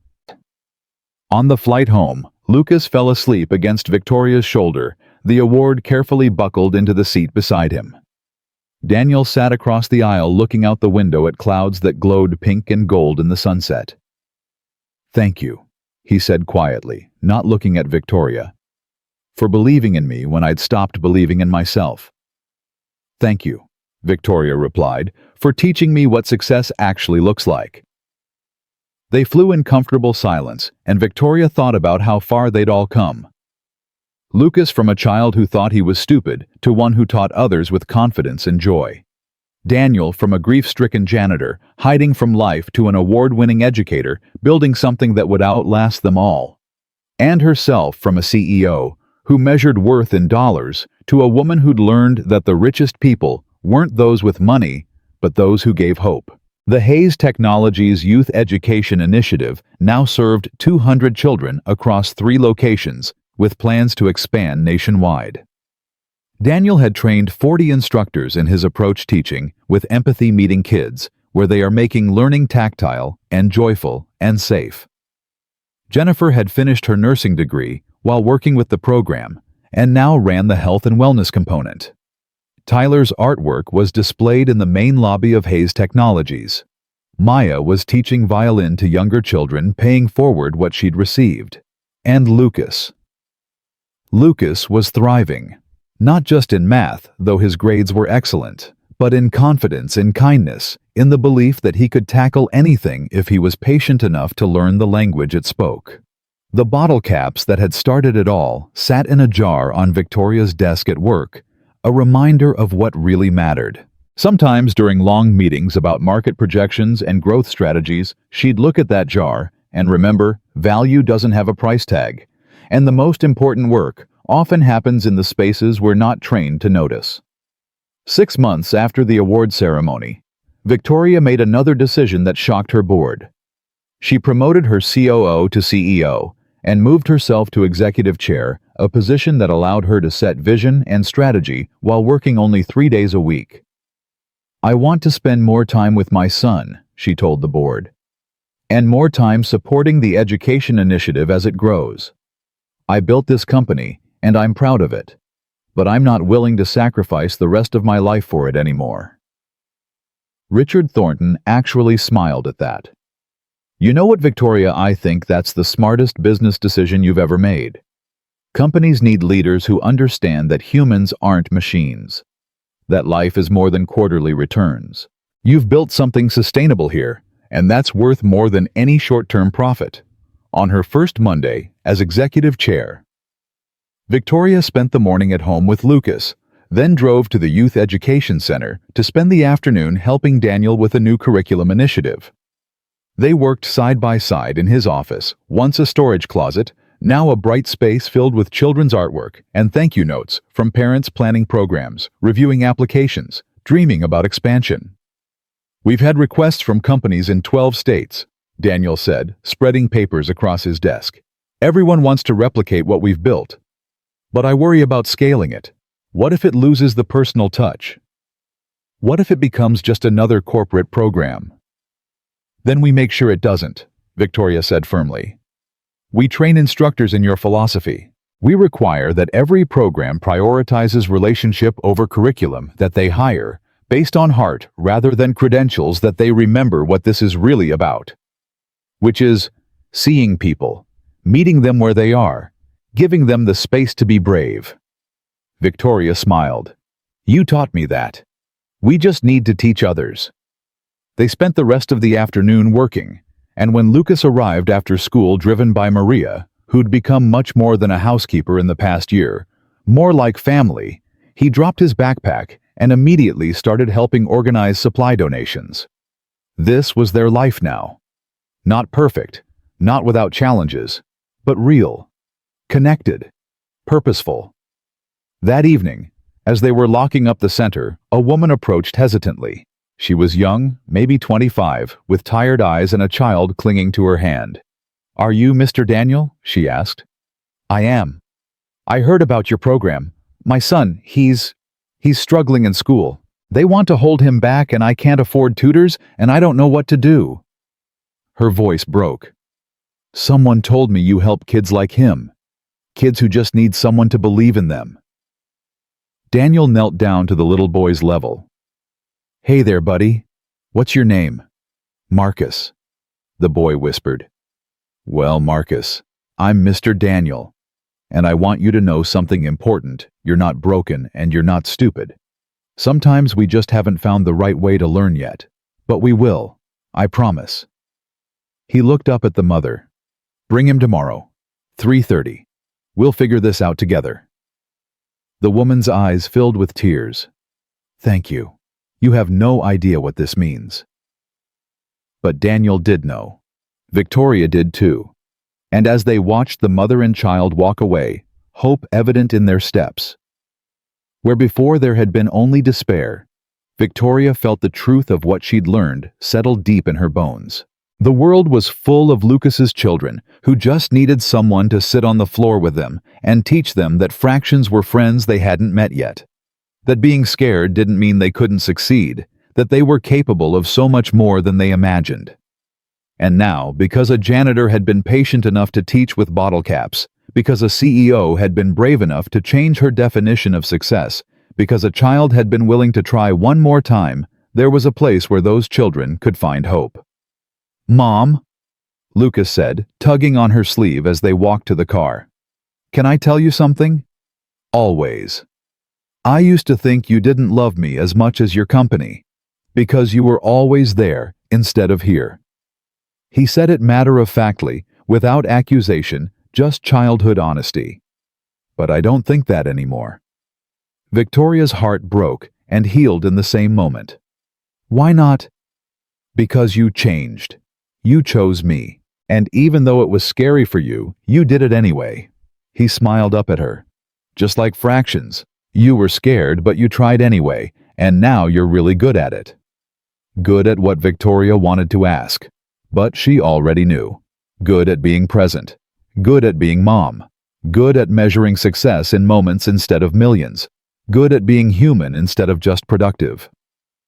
They drove home through streets that glowed golden in the evening light, past office buildings, where people worked late under fluorescent lights, past houses where families gathered for dinner, past all the ordinary, extraordinary moments that made up a life.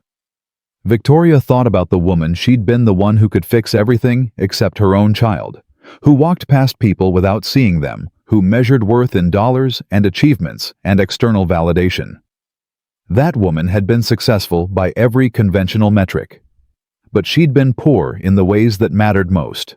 And now Victoria Hayes had learned the greatest lesson of her life, taught by a janitor and a son, and a journey that began with bottle caps on a Persian rug. The richest people weren't those with money, but those who gave hope. Success wasn't about what you accumulated, but about what you gave away. And the most valuable currency in the world wasn't profit or power or prestige, it was presence, patience, and the willingness to sit on the floor with someone until they felt brave enough to try again. As they pulled into the driveway of the mansion that had once felt like a museum and now felt like home, as Lucas ran inside calling for Maria to tell her about his day, as Daniel's truck pulled up behind them, because of course he was joining them for dinner, Victoria stood for a moment in the fading light and felt something she'd spent her whole life chasing. Peace. Real, bone-deep, unshakable peace. Not because everything was perfect, or problems were solved, or challenges were conquered, but because she knew finally and completely what mattered. She knew who she was beyond the titles and the wealth and the achievements. She knew that her worth wasn't measured in quarterly returns, but in the smile on her son's face, in the children learning at the education center, in the quiet moments of connection that couldn't be quantified or optimized or controlled. She'd built an empire. She'd earned every accolade. She'd proven she was worthy of success by the world's standards. But none of it had made her rich until she learned to measure wealth in hope instead of dollars in presence, instead of productivity, in the patient choice to see people as they were and meet them exactly where they stood. That was the lesson. That was the answer. That was everything that mattered. And as Victoria walked into her house where laughter and music and the smell of Maria's cooking filled every room, where her son was already explaining fractions to someone on the phone, where a janitor turned educator sat at her kitchen table like family, because that's what he'd become. She knew with absolute certainty that she'd finally figured out what it meant to be truly, impossibly, magnificently wealthy. Not in money, not in power, not in anything the world could measure or take away, but in the things that lasted, in love and hope, and the legacy of children who believed in themselves because someone had been patient enough to teach them they could. That was success. That was wealth. That was everything worth building. And Victoria Hayes, who'd spent her whole life climbing toward the wrong summit, had finally reached the top of the mountain that mattered. The view from here wasn't of market dominance or industry leadership or Forbes rankings. It was of children learning, of families supported, of hope spreading like ripples across water, touching lives in ways that would echo long after she was gone. And standing there surrounded by the people who'd taught her what really mattered, Victoria understood the final truth. The woman who could fix everything had discovered that some things didn't need fixing, they just needed love.